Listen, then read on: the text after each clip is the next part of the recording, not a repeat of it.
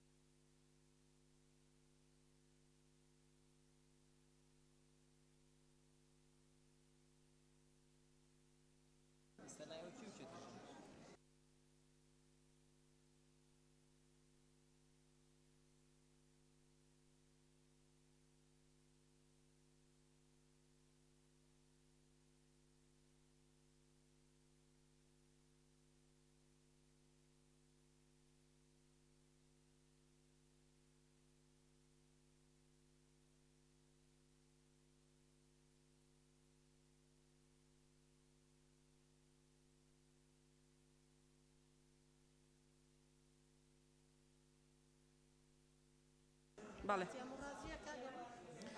بەڕێزان لیژنە تایبەتمەندەکان فەرموون وەرنە شوێنەکانی خۆتان کاک ڕێڤین کاک زیاد فەرموون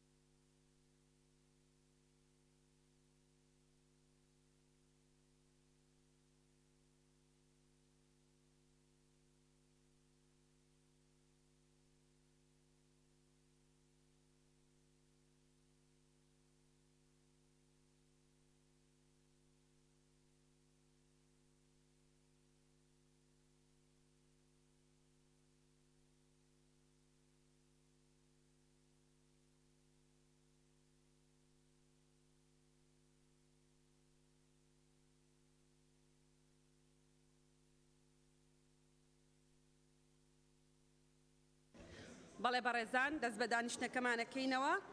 فەرموون لیژنە تایبەتمەندەکان مادەی حەوتەم بەڕێسەرۆکی پەرلەمان بەشی حەوتەم بواری خاننشینی مادەی حەوت یەکەم یەخستنی خانەنشینی ئەوانەی لە خوارەوە ئاماژەیان پێدراوە لە ڕووی مەرج و پێداویستیەکانی خانشین بوون بە هەمان مەرج و پێوەرەکانی خانشینی فەرمانبەران لە پلە گشتیەکانی وەزیفە لەسەر میلاکی شارستانی سەربازی هێزەکانی ئاسایشی ناوخۆ سەرۆکی هەرێم سەرۆکی پەرلەمان سەرۆکی ئەنجومەنی وەزیران جێگرەکانیان ئەندامانی پەرلەمان وەزیرەکان ئەوانەی بە پلەی ئەوان و بریکاری وەزارەت و ئەوانەی بە پلەی ئەوانەی موچەی بریکاری وەزیر وەردەگرن و خاوەن پلە تایبەتەکان و بەڕێوەبەری گشتیەکان و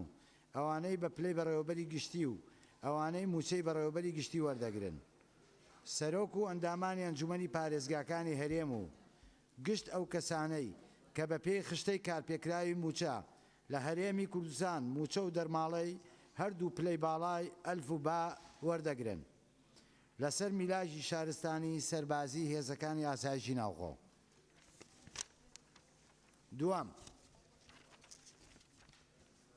خانشنی هەژمار دەکرێت بۆ ئاماژە پێدراوان لە بڕگەی یەکەمی ئەم مادەیە بەم شێوەی لای خوارەوە یەکەم ڕێژەی لە 125 لە کۆی دوا موچە و دەرماڵە ئەوەی لە کاتی خزمەت تاوەری دەگرین دووەم ڕێژەی 2.5 لە کۆی گشتی دوا موچە و دەرماڵە ئەوەی لە کاتی خزمەت وەردەگیرێت و دەخرێتە سەر موچەی خانشینی بۆ هەر ساڵێکی خزمەت سێهەم شایستەی موچەی خانەنشین نابێت لە ڕێژەی لە 170 لە کۆی گشتی دوا موچە و دەرماڵە ئەوەی لە کاتی خزمەت تاوەری دەگرێت سێم هەژمارکردنی ماوەی خزمەتی خولی پەرلەمانی بۆ هەموو مەبەستەکانی سەرموچە و بەرزکردنەوەی پلە و خانەنشینی بۆ ئەو پەرلەمانتارانەی ئارەزوومەندانە دەگەڕێنەوە سەر وەزیفەکانیان چوارەم حکومەکانی ئەم مادەیە هەموو ئەو کەسانەش دەگرێتەوە کە لە بڕگەی یەکی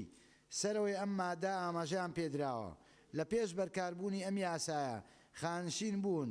پێویستە بگونجێن لەگەڵ ئەحکامەکانی ئەم یاسایە بۆ ئەوانەشیان کە خزمەتی خانشینیان نەگەیشتۆتە 15 ساڵ تاوەکو 3 ساڵ دەخرێتە سەر خزمەتەکەیان بۆ ئەوەی بگەنە تەمەنی خانشینی بە مەرجێک بڕی خانەنشینی ئەو ماوەیە بدات زۆر سپاس سەرۆکی بەڵێ زۆر سپاس هەر ئەندامێکی بەڕێزی پەرلەمان دەیەوێت لەسەر ئەم مادەیە گفتوگۆ بکە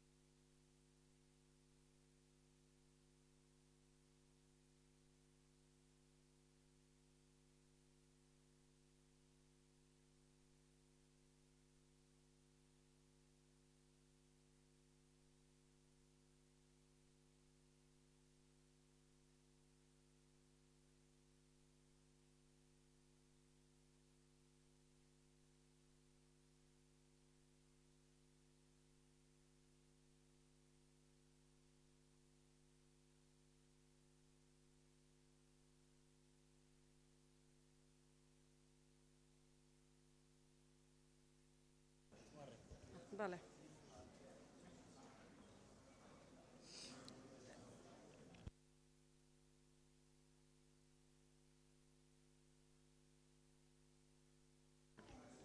بەڵێ بەڕێزان، ئەم بەڕێزانە ناویان نووسیوە: دکتۆر کازم، دکتۆر شێرکۆ، دکتۆر محێدین، دکتۆر ئیسماعیل، کاک سیروان، کاک ئەبووبەکر، کاک کاوە، هەڵەسخان، سەرچنارخان، کاکمەم، مژدەخان، کاک سیپان، بەڵێ، کاک سۆرانیش، بەڵێ، بەڵێ، بەڵێ، لێرە، بەڵێ، کاک عەبدولستار، کاک عەلی، کاک جەمال، دکتۆر هەورامان ئاشناخان، کاک باڵامبۆ، کاک عوسمان، کاک بەڵێن، کاک جەلال، کاک سەرکۆ، سەلماخان، کاک عوسمان سێدەری، کاک کاروان، کاک دابان، دکتۆرە شایان، گولستان خان، کاک یاسین، کەس ماوە؟ بەڵێ، کاک یاسین جەنابتم نووسیوە، شیرین خان، کاک گۆران، کاک لوقمان، بەڵێ، کاک ئومێت، کاک جەلال، کاک بەهجەت، کاک باپیر، حەسیبەخان، دکتۆر ڕێبوار، کاک زانا، دکتۆر زێدان، بەڵێ، ڕۆژان خان، کاک پێشەوە، کاک سەروان، کاک حاجی سەفین، کاک نزار، جوان خان، کاک شوان، گولیزار خان، کاک شێخ زاهر، کاک عەبدولسەلام، بەڵێ، بەڵێ، دکتۆرە گەلاوێش، بەڵێ،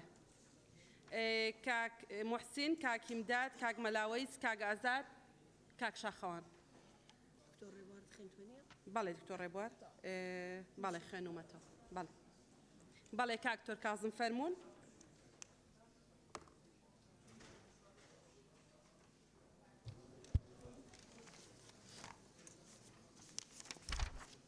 بەڵێ، بەناوی خۆی بەخشندەی میهرەبان، بەڕێز سەرۆکی پەرلەمان، سەبارەت بە مادەی حەوتەم ئێمە پێشنیاز دەکەین کە زۆر بەڕوونی پێشنیاز دەکەین کە ئەم مادەیە بەم شێوازی لێ بکرێت کە کۆتایی بێنێ بە خاننشینی پلە باڵەکان هەر لە پەرلەمانتار هەتا وەزیر و سەرۆکی و ئەنجومەنی وەزیران و سەرۆکی هەرێم و جێگرەکانیان و ڕاوێژکار و مدیرعام و هەموو پلە باڵەکان خاننشینەکان کۆتایی بێبێنرێ و یەک خاننشینی موحەد هەبێ بۆ سەرجەم فەرمانبەران بە ئەوانەشەوە کە ئێستا ناوبرێن بە پلە باڵا و کە گەیشتنە تەمەنی خانەنشینی کە ئێستا 63 ساڵە ئەو کاتە خاننشین بکرێن و ئەمەی کە لە بڕگەی دووەما باس کراوە ڕێژەی لە 125 بۆ لە کۆی موچە و دەرماڵە و ڕێژەی لە 2.5 بۆ هەر ساڵێک و ئەوانە کاگاتە ئەو لە 170 ڕێژەی کە دانراوە بۆ ئێستا کاتە نزیکی 5,750,000 دینار لەبەرەوەی ئێمە پێمان باشە کۆتایی پێبێنرێەوە ئەو بڕگەیش لا بڕێ. سەبارەت بە بڕگەی سێەم وای لێ بکرێ کە هەر پەرلەمانتارێک یان پلە باڵایەک یا وەزیرێک یا هەر ئەو فیانەی کە لە بڕگەی یەکەما بە پلە باڵا ناویان براوە ئەگەر پێشتر فەرمانبوو بەربوو بێتن بگەڕێنەوە سەر کارەکەی خۆیان و ئەگەر هەر کارێکی تریان هەبوو بێ بگەڕێنەوە سەر کارێکی خۆیان و مادەی چوارەمیش کە باسی حکومەکانی ئەم مادەیە کە سیفەی ئەوەی هەبێ کە بگەڕێتەوە بۆ پێشخۆشی بە هەمان شێوە ئەو پلە باڵایەنەش کە لە ساڵانی ڕابردووە بە هەموو فئەکانەوە لە پەرلەمانتار و لە وەزیر و لە سەرۆکی هەرێم و سەرۆکی حکومەت و جێگرەکانیان و مستەشار و مدیرعامەوانە هەر هەمویان خاننشینەکەیان هەڵبۆشێنرێتەوە بە هەمان یاسای خاننشینی کە فەرمانبەرێکی ئاسایی مامۆستایەک پێشمەرگەیەک پزیشکێک کارمەندێکی فەرمانگەی کارەبا ئەوانەی پێخاننشینەکرێن بە یەک یاسا بۆی کۆتایی بێنین بە شتێک بە ناوی خاننشینی پلە باڵا و جیاوازی چینایەتی چونکە ئەمە کۆتا دێڕمە چونکە ئێستا بەپێی ئەم بڕگەیە کە دانراوە بەپێی ئەم مادەیە دانراوە خاننشینی پەرلەمانتار و وەزیرێک بۆ نمونە ئەکاتە 5,700,000 بەڵام خاوەن پێداویستێکی تایبەت 120,000 دینار وەرەگرێ خاننشینیەکی هێزەکانی ناوخۆ و ئاسایش و پۆلیس و ئەو چین و توێژانە 220,000 دینارە کە نزیکەی 16 ئەوەندەی خاننشینیەوانە لەبەرەوە پێمان وایە کۆتایی بە خاننشینی پلە تایبەت بێنرێ بە هەموو شێوەیەک.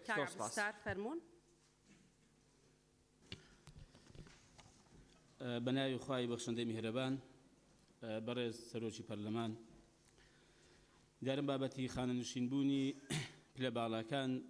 زۆرترین مشتومڕی لەسەرە لە نێو کۆمەڵگەی کوردەواری. ئەوەش بەڕاستی بەشێکی بۆ ئەوە دەگەڕێتەوە کە نادادگەریەکی زۆر هەیە لە نێوان موچەی پلە باڵاکان و فەرمانبەرێکی ئاسایی و خانەنشینبوونی پلە باڵایەک و فەرمانبەرێکی ئاسایی. بۆی من پێم وایە بێزگە لەمە ئێساکە ڕێی خۆمان دەڵێن بێزگە لەمە پێویست دەکات کە ئێمە چاوخشانەوەیەک بکەین دواتر لە مادەکانی کە بە کەمترین خانەنشینی بۆ ئەوەی کە بەڕاستی کوێ خەڵکێک ئەگەر وەزعی گوزەرانی و بژێوی ژیانی باشتر بێ ڕەوانەی ئەویش هەندێک شتێک تەحەمل و تەقەبولی زیاتر دەکات. بۆیە لەگەڵ ئەوەی کە ئەو بابەتە خانەنشینی ئاسایی هەر فەرمانبەرێک لە 400 تا 500,000 کەمتر نەبێ وەکە پاشەکەوتی موچە هەر چۆنێک بێ ئێمە لە دواتر کە دێتە پێشەوە بە شێو لە شێوەکان حکومەت چێتە ژێرباری ئەوەی کە بیجێڕێتەوە لە مادەکانی دواتر ئەتوانین باسی ئەوە بکەین. باش بەسەرچاو ئێمە بۆیە بەڕاستی بۆ چەسپاندی دادگەری بە هیچ شێوەیەکی لەگەڵ ئەوەی کە لەم پرۆژەدا هەیە لەگەڵین بەم شێوەیە بەم شێوەیە ئێستا کە من ڕای خۆمان دەڵێن لەگەڵ داین کە هێنادنی دادپەروەری زیاترە و کەمکردنەوەی ینی موچەی خانەنشینی پلە باڵاکانە بە ڕێژەیەکی زۆر بگاتە ئاستێک کە خەڵک ینی پێشی باش بێ و معقولیش بێ منتیقیش بێ. یەکەم پلە باڵاکان ئەوانەی کە تەمەنیان ساڵانی خزمەتیان هەیە یان تەمەنیان لە 35 ساڵ کەمترە پێکەوە بە 15% کۆی دواموچەیان و 1.9 بۆ هەر ساڵێکی خزمەتیان و بە پێی بڕوانامەکانیان دەبێت. ئەمە یەک. دوو ئەوانەی تاخولی پێنجەمی پەرلەمان تەمەن و ساڵانی خزمەتیان ناگاتە 35 ساڵ و 15 ساڵی خزمەت نابێ کۆی خانەنشینیان لە 125 تێپەڕێت. بڵێ ئەوەی خاڵی یەکەم ببوورە خاڵی یەکەم ئێمە لەگەڵ ئەوەش داین کە نابێ ئەم خانەنشینبوونی موچەی خانەنشینەکە نابێت لە 150 تێپەڕێت. بەڵێ و خاڵی سێەم نابێ کۆی خانەنشینی ئەوانەی تەمەنیان گەیشتۆتە 35 ساڵ و 15 ساڵ یان زیاتر خزمەتیان هەیە لە 150 کۆی دواموچیان کە ئێستا باسم کرد تێپەڕێ. بۆی ئەمە بەم شێوەیە لەگەڵ ئەم پرۆژەی بەڵام ئەگەر بەم شێوەیە نەبێ ئێمە لەگەڵی نین و پشگیری ناکەین. بەڵێ سپاس دکتۆر شێرکۆ وەی خاڵما وەڵای کاتەکە تاو بوو مۆسحەب ستا بەڵێ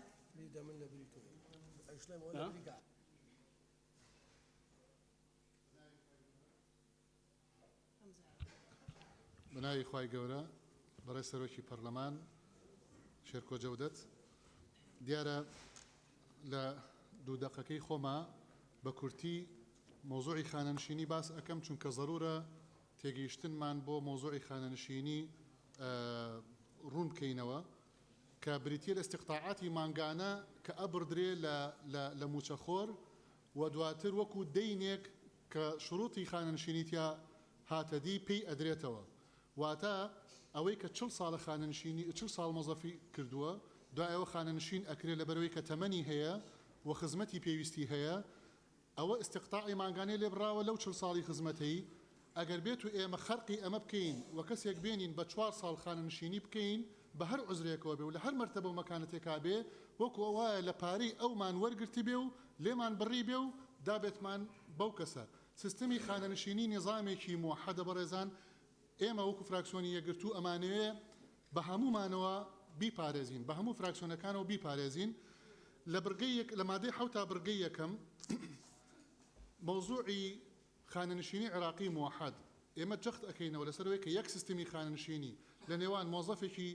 ئاسایی و پلە تایبەتێکا هەبێ یعنی ئەو پێوەرانەی مۆزەفێکی ئاسایی خوارەوە پێی خانەنشین ئەبێ بە هەمان پێوەر پلە تایبەتەکان و پەرلەمانتار و وەزیر و بەرۆژوور خانەنشین بکرێن. لە مادەی 7 تا بڕگەی یەکەم پێمان باشە لە پلە تایبەتەکانە بەڕێزان دادوەران و داواکارانی گشتیشی تێدا بێ چونکە سەرۆکی هەرێمی تیابێ و سەرۆکی حکومەتی تیابێ و سەرۆکی پەرلەمانی تیابێ وەزیر و پەرلەمانتاری تیابێ طبعا لەگەڵ ڕێزمانە بۆ بەڕێزیان کە دادوەران و داواکارانی گشتی بێگومان تەقدیری جهودیان ئەکرێ بەڵام وەکو هەموو پلە تایبەتەکانی تر بێنە ناو فەقەڕی ئەلیف. لە چوارە لە بڕگەی چوارەمە کە باس لە ئیضافەی 3 ساڵ ئەکا دیارە علەتی ئیضافەی 3 ساڵ بۆ ئەوانەیە کە ئەگەنە سنی تەقاعدی کە 63 ساڵە بە ئیجباری ئەگەر 12 ساڵ خزمەتی هەبوو ئەوە 3 ساڵی بۆ ئیضافە بکرێ. ئێمە بەڕاستی لەگەڵ ئەو بڕگەیانین و ئەمانوێ ئەو دوو دێڕە لا ببرێ لەو شوێنەوە بۆ ئەوانەشیان کە خزمەتی خانشینیان نەگەیشتۆتە 15 ساڵ هەتاوەکو ئەخیر کاڵێ بڕی خانشینی ئەو ماوەیە بدات ئەوەش لا ببرێ و زۆر سپاس. بەڵێ سپاس بۆ جنابت. کاک عەلی. بەناوی خوای گەورە بەڕێز سەرۆکی پەرلەمانی کوردستان دیارە تەقاعودی لە دنیادا هەم سیستەمە هەم مەبادئە هەم کۆمەڵک پێوەری دیاری کراوە. یەکێک لە دیارترین پێوەرەکانی تەقاعودی لە دنیا جیاوازیە لە نێوان پێوەری موچەش طبعاً نەک تەقاعودی کەمترین موچە و زۆرترین موچە. بەداخەوە ئەوەی کە لە ڕابردووە گوزەراوە بۆ نمونە گەر شەهیدان وەرگرین زۆرترینی 6 ملیۆن و کەمترینی 250,000 فروقاتەکە 24 هێندەیە. بە دڵنیاییەوە بۆ بەرزترین تەقاعودی پلە باڵا و نزمترینی نزیکەی 40 هێندەیە. ئێستا بە خۆشحاڵیەوە ئێمە دەورە بینین بۆ ئەوەی ئەم فروقاتە کەم تا ئەتوانین کەمیکەینەوە. واتە ئەوەی کەمە لە مادەی ئایندا زیادیکەین ئەوەی 200 و ئەمەشی زۆرە ئەوەشی مەشمولە طبعا نەک ئەوەی مەشمول نییە بە تەمەن و ساڵی خزمەت تا ڕادەیەکی بەرچاو کەمیکەینەوە. بەڕێز مامۆستا عەبدوستار کۆمەڵێک پێوەری باشی باس کرد سەرباری تەیدی بۆ چوونەکانی ئەگەر ئێمە عامتریکەین ئەمەی مامۆساوتی بۆ پلە باڵاکان بێ بۆ کۆی پلە باڵا و تایبەتەکان قانونی دیسانتەکی دەکەمەوە خاڵی زۆر گرنگ بوو مامۆسا قانونی خدمەی مەدەنی بەسەر هەموو یا جێبەجێکەین بە دادوەرەکانیشەوە. قانونی خدمەی مەدەنی فکرێ ئەمە دووسێ فکرەیە هەمووی بگرێتەوە ئەگەر لە ئایندا جەنابتان ئامادە قانونی خدمەی مەدەنی عام ئەوەی بۆ موظفێک و قانونی تەقاعودی عفو ئەوەی بۆ خدمەی عام ئەوەی خدمەتی گشتی کردووە ئەوەی بۆ موظفێک و مامۆسایەکی زانکۆ و مدیر عامێک و فەرمانبەرێک و خزمەت گوزارێک فکرەکەی منەوەیە ئێوە خۆتان وتان کەوا بکەین قانونێکی مەشمول بێرین هەمووی بگرێتەوە ئەگەر هەمووی بگرێتەوە ئەمە ئۆتۆماتیکی بکەوێتەوە ضمنی ئەمەوە. ئیزافەتەن بۆ خاڵەکانی بەڕێز مامۆستا عەبدوستار کە ڕەنگە زۆر کەس پێیان وا بوو بێ نابێت تەقاعودی بێ لە چ تەمەنێکا چ لەم خولا چ لە خولی پێشوو بۆیە من پێمان باشە فۆرمێکی تایبەت پڕەکرێتەوە بۆ هەموو ئەو بەڕێزانەی دەیانەوێت بگەڕێنەوە سەرکاری پێشویان یاخود دەیانەوێت خانەنشین نەبن فۆرمەکەش لە دەرچوانی ئەم یاسایەوە. خاڵێکی تر کە لای من گرنگ و چارە نووسازە ئەگەر لە خولی سێمە ئەمە بکرایە ئێستا مناقەشە نەیەبوو چوارەم بکرای ئەم مناقەشە نەیەبوو لە خولی ئایندا لە خولی شەشەمی پەرلەمانە تەقاعودی بۆ ئەوانەیە کە مەرجی تەمەن ساڵی خزمەت هەموو ئەو پێوەرانیان تەیە باسمان کرد بۆ ئەوەی لێسەوە کە خۆی هەڵەبژێرێ ئاگادار بێ باواش لێک نەدرێتەوە ئێمە بۆ ئەومانە خۆمان تەقاعود بین و خەڵکی تر تەقاعود نەبێت بە دڵنیاییەوە ئێمانان ئەو سیستەمەش باوەڕمان وایە بەسەر خۆمانی ئێستا شاجێ بەجێکەین بۆیە دڵنیاتەکەمەوە ئێستا فەلسەفەکە ئەوەیە کەمترین بکەینە زۆرەکە بەرەو ئەوە بڕۆین بیکەینە مەشمولیکەین بە خانونی خدمەی مەدەنی عێراق سەرباری بۆ چوونە باشەکانی بەڕێز مامۆستا عەبدوستار. بەڵێ سپاس. کاک ئومێد فەرموون. بەناوی خوای گەورە بەڕێز سەرۆکی پەرلەمان سەبارەت بە مادەی 7 بڕگەی دووەم ئێمە پێش هەموو شتێک بڕگەی دووەم بە تەواوەتی ڕەت دەکەینەوە کە سەرڕای جوهد و ماندیبوونی لێژنەی دارایی و ئەو پرۆژەیەکە لە حکوومەت هاتی و هەموو حیسابات و دیراسەکی تێداکرا بەڵام بە تەواوەتی بڕگەی دووەم ڕەت دەکەینەوە لە بۆ ڕەتکردنەوەی بڕگەی دووەم بە تەواوی پشتیوانی لە بۆچوونی هەردوو بەڕێزان مامۆستا عەبدوستار و کاک عەلی حەمەد ساڵح دەکەم کە دەکرێت لە بۆ بەرجەستەکردنی دادپەروەری لە بڕگەی دووەمدا ئەو پێوەرانەی بەڕێزیان باسییان کرد ببنە ئەساس و بنەما ئەو کات ئێمە دەتوانین قسە بکەین لەوەی کە ئێستا پلە باڵاکان بە 180 موچەیان خانەنشین دەبن بە یاساکانی بەرکار لە هەرێمی کوردستان بەڵام لەو کاتیدا لە 115 خانەنشین دەبن ئەوانەی کە مەرجەکانیشیان تێدایە بە 115 و ئیتر لە بۆ بەرجەستەکردنی عەدالەت ئەو کاتی ساڵانی خزمەت و وەروە بڕوانامە ڕەچاو دەکرێتن تاکید لەسەر ئەو بۆچونێ دوێنێشمان دەکەینەوە کە ئێستا ئێمە بەڕێزان پەرلەمانی کوردستان و پەرلەمانە بەڕێزە و ئەندامەکانی گفتوگۆ لەسەر پرۆژەیەک دەکەن پرۆژەیەکی حیاتی ئەو وڵاتەیە ڕەبدنیە بەو 111 بەڕێزەی کە ئێستا لەم هۆڵە دانیشتینە بۆ دوورکەوتنەوەمان لەوەی کە بەلا ڕێدابردنی شەقامیش بێتە ئارە باشترین ڕێگە ئەوەیە کە ئەو قانونە شمولی نزیکەی 1 ملیۆن موچەخۆری ئەو وڵاتە دەکاتن بۆ بەرجەستەکردنی دادپەروەریش تێیدا با پەرلەمانتار نەبێتە بەشێک هەم لە شکاندنەکەی هەمیش ئەو هێرشەی لەسەربیوە بەخۆشی نەبێتە بەشێک دەست لە بۆ موچەی خەڵکی دیکە بە ئەوەی ئەو ئازایەتی تێدا هەیە ئێمە دیسان تاکید لەسەر بۆچوونی فۆرمێک دەکەینەوە لە چوارچێوەی ئەو یاسایەدا ببێتە یاسا هەر ئەندامێکی پەرلەمان ناوێتن خانە نشین بیتن ئەو فۆرمە پڕ بکاتەوە پشتیوانی لە بۆچوونی هەردوو بەڕێزان کاک عەبدولستار و کاک عەلی حەمەد ساڵح دەکەین بابەتێکی دیکەش ئەگەر جێگای ئەو مادەیەش نییە بەڵام ئەمن زیاتر داوای ڕوونکردنەوە لە بەڕێزان لە حکوومەت بەتایبەت لە بەڕێز وەزیری دارایی دەکەم خەڵکی کوردستان و ڕای گشتی ئێستا ڕاهێنراوە لەسەر ئەوەی کە موچەی پلە باڵا مقارنە دەکرێت بە موچەیەکی پلەنزم ئایا حکوومەت یاریێمی کوردستان ئێمە دوو خولە لەم پەرلەمانە بەڕێزە دوو ڕۆژیشە لەو پەرلەمانە بەڕێزە ئەو پرسیارە دەکەین لە تواناتاندا هەیە موچەی پلەنزمەکان بەرز بکەنەوە تا ممچین بێتن بتواندرێتن تەمەنای ئەوە دەکەین بتواندرێت کەمترین موچەی هەر خانە نشینێک لە کوردستان 600,000 بیتن بەڵام دەبێت زامنی ئەوە بکەین لەو یاسایە ئەو پارەی کە دەگەڕێتەوە گەڕانەوەی هەموو گەڕانەوەی ئەو پارەیە ئەفزەلیت بدرێتە موچە ئەوانەی کە خانە نشین و بە پلەی نزم و موچەکانیان نزمە دووبارە زۆر سپاس و پشتیوانی لە بۆچوونی هەردوو بەڕێزان دەکەم کاک جەمال فەرموون بەڕێسەرۆکی پەرلەمان دیارە موچەی خانەنشینی پەرلەمانتاران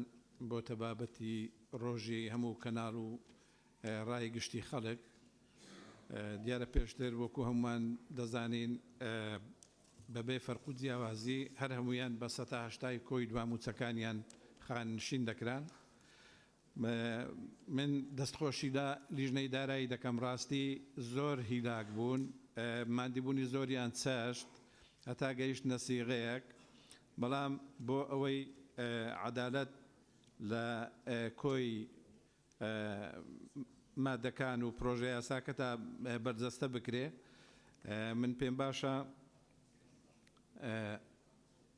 تاییدی ڕێیەکانی برای بەڕێزم مامۆستا عەبدولستار و کاک عەلی و کاک ئومێد دەکەم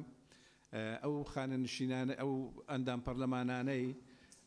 کە خولی پەرلەمانی تەواو دەکەن وەکو لێرەش ئاماژەی پێدرایە ئەوانە سەرپشکن ئەوانەی دەگەڕێنەوە سەر پۆستەکانی پێشوویان یان خانە نشین دەکرێن بەڵام بۆ ئەوانەی کە لە ئێستاوە باسی ئەوە دەکەن دەڵێن ئێمە لەگەر خانە نشینکردن نین پێم باشە فۆرمێکیان پێبڕ بکرێتەوە بۆ ئەوەی لە دوایی کە کۆتایی بە خولەکە دێ ئەو ڕەیان لەسەردا جێبەجێ بکرێ و زۆر سپاس بەڵێ زۆر سپاس بەڵێ بۆچی نابستۆنی لە ناو ڕەنگە فراکسیۆنی یەکێتی و پارتی خۆشیان هەبێ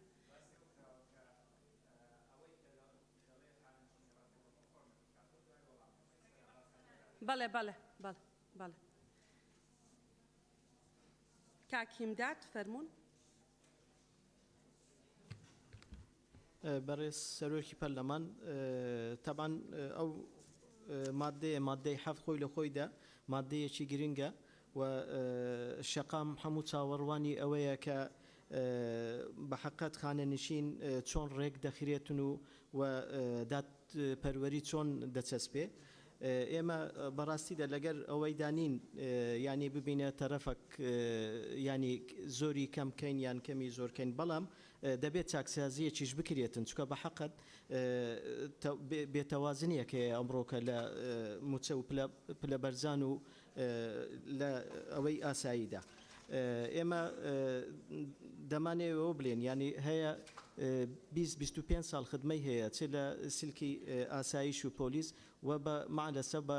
250,000 یان کەمێک زیاتر خانە نشین دەبێتن بۆیە لەبەر ئەوە ئێمە پاڵپشتی هاوپشتیوانی کاک ئومێد و کاک عەلی حەمەد ساڵح دەکەین بۆ ئەم تێبینەیان لەگەڵ ڕێز و سلااومان سوپاس هیمداد سەباح بلال بەڵێ زۆر سپاس دکتۆر محێدی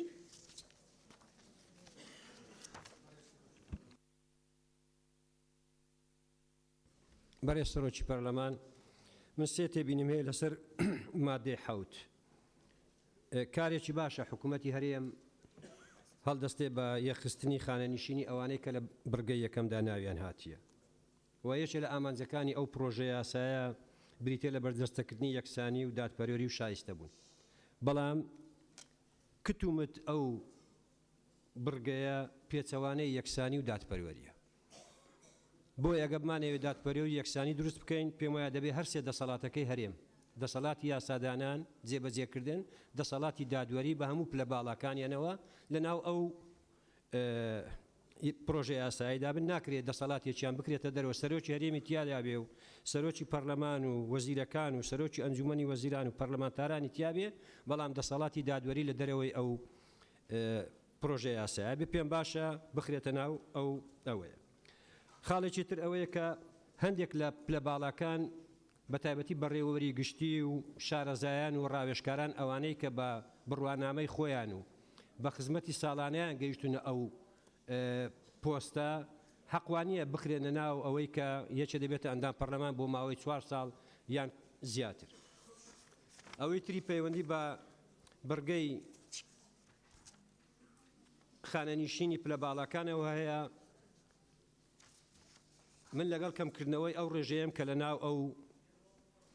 بڕگەیەدا هاتووە بۆ ئەوەی ئاستی جیاوازی چینایەتی و جیاوازی لە نێوان پلە باڵەکان و ئەوانەی موچە نزمەکان بکاتەوە پشتگیری ڕێیەکانی دکتۆر شێرکۆ و مامۆستا عەبدولستار و کاک عەلی دەکەم لەسەر ئەوەی کە ڕێژەیەک دابدرێ بە تایبەتی لەگەڵ ئەوەم کە یاسای خانەنیشینی عێراقی ژمارە 9 ساڵی 2014 هەموارکرا لە 2009 جێبەجێ بکرێت سەبارەت بە بڕگەی چوارەمە ئەوەی خستنە سەری 3 ساڵە بۆ پلە باڵەکان بۆ ئەوەی بگەنە تەمەنی خانەنیشینی پێم وایە ئەوە پێچەوانەی یەکسانی و دادپەروەریە ئەگەر ئەو 3 ساڵە دەدرێ پێم وایە دەبی بۆ هەموو ئەو فەرمان موچەخۆرانە بێ و فەرمانبەرانە بێ کە پێویستیان بەو 3 ساڵەیە ئەگەرنا لەگەڵ لابردنی ئەو بڕگەیەم و زۆر سپاس. بەڵێ زۆر سپاس.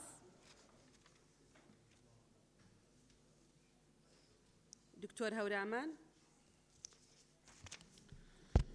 بەناوی خوای بەخشندەی میهرەبان بەڕێز سەرۆکی پەرلەمان هەورامان گەچێنەی وەڵا لە ڕاستیدا وەک پێغەمبەری خوا صلی الله عليه و آله وسلم فەرموویەتی خەیر الکەلام ما قل ودل باشترین قسە ئەوەیە کە کورت بێ و پڕمعنا بێ ئێمە ئەوەی کە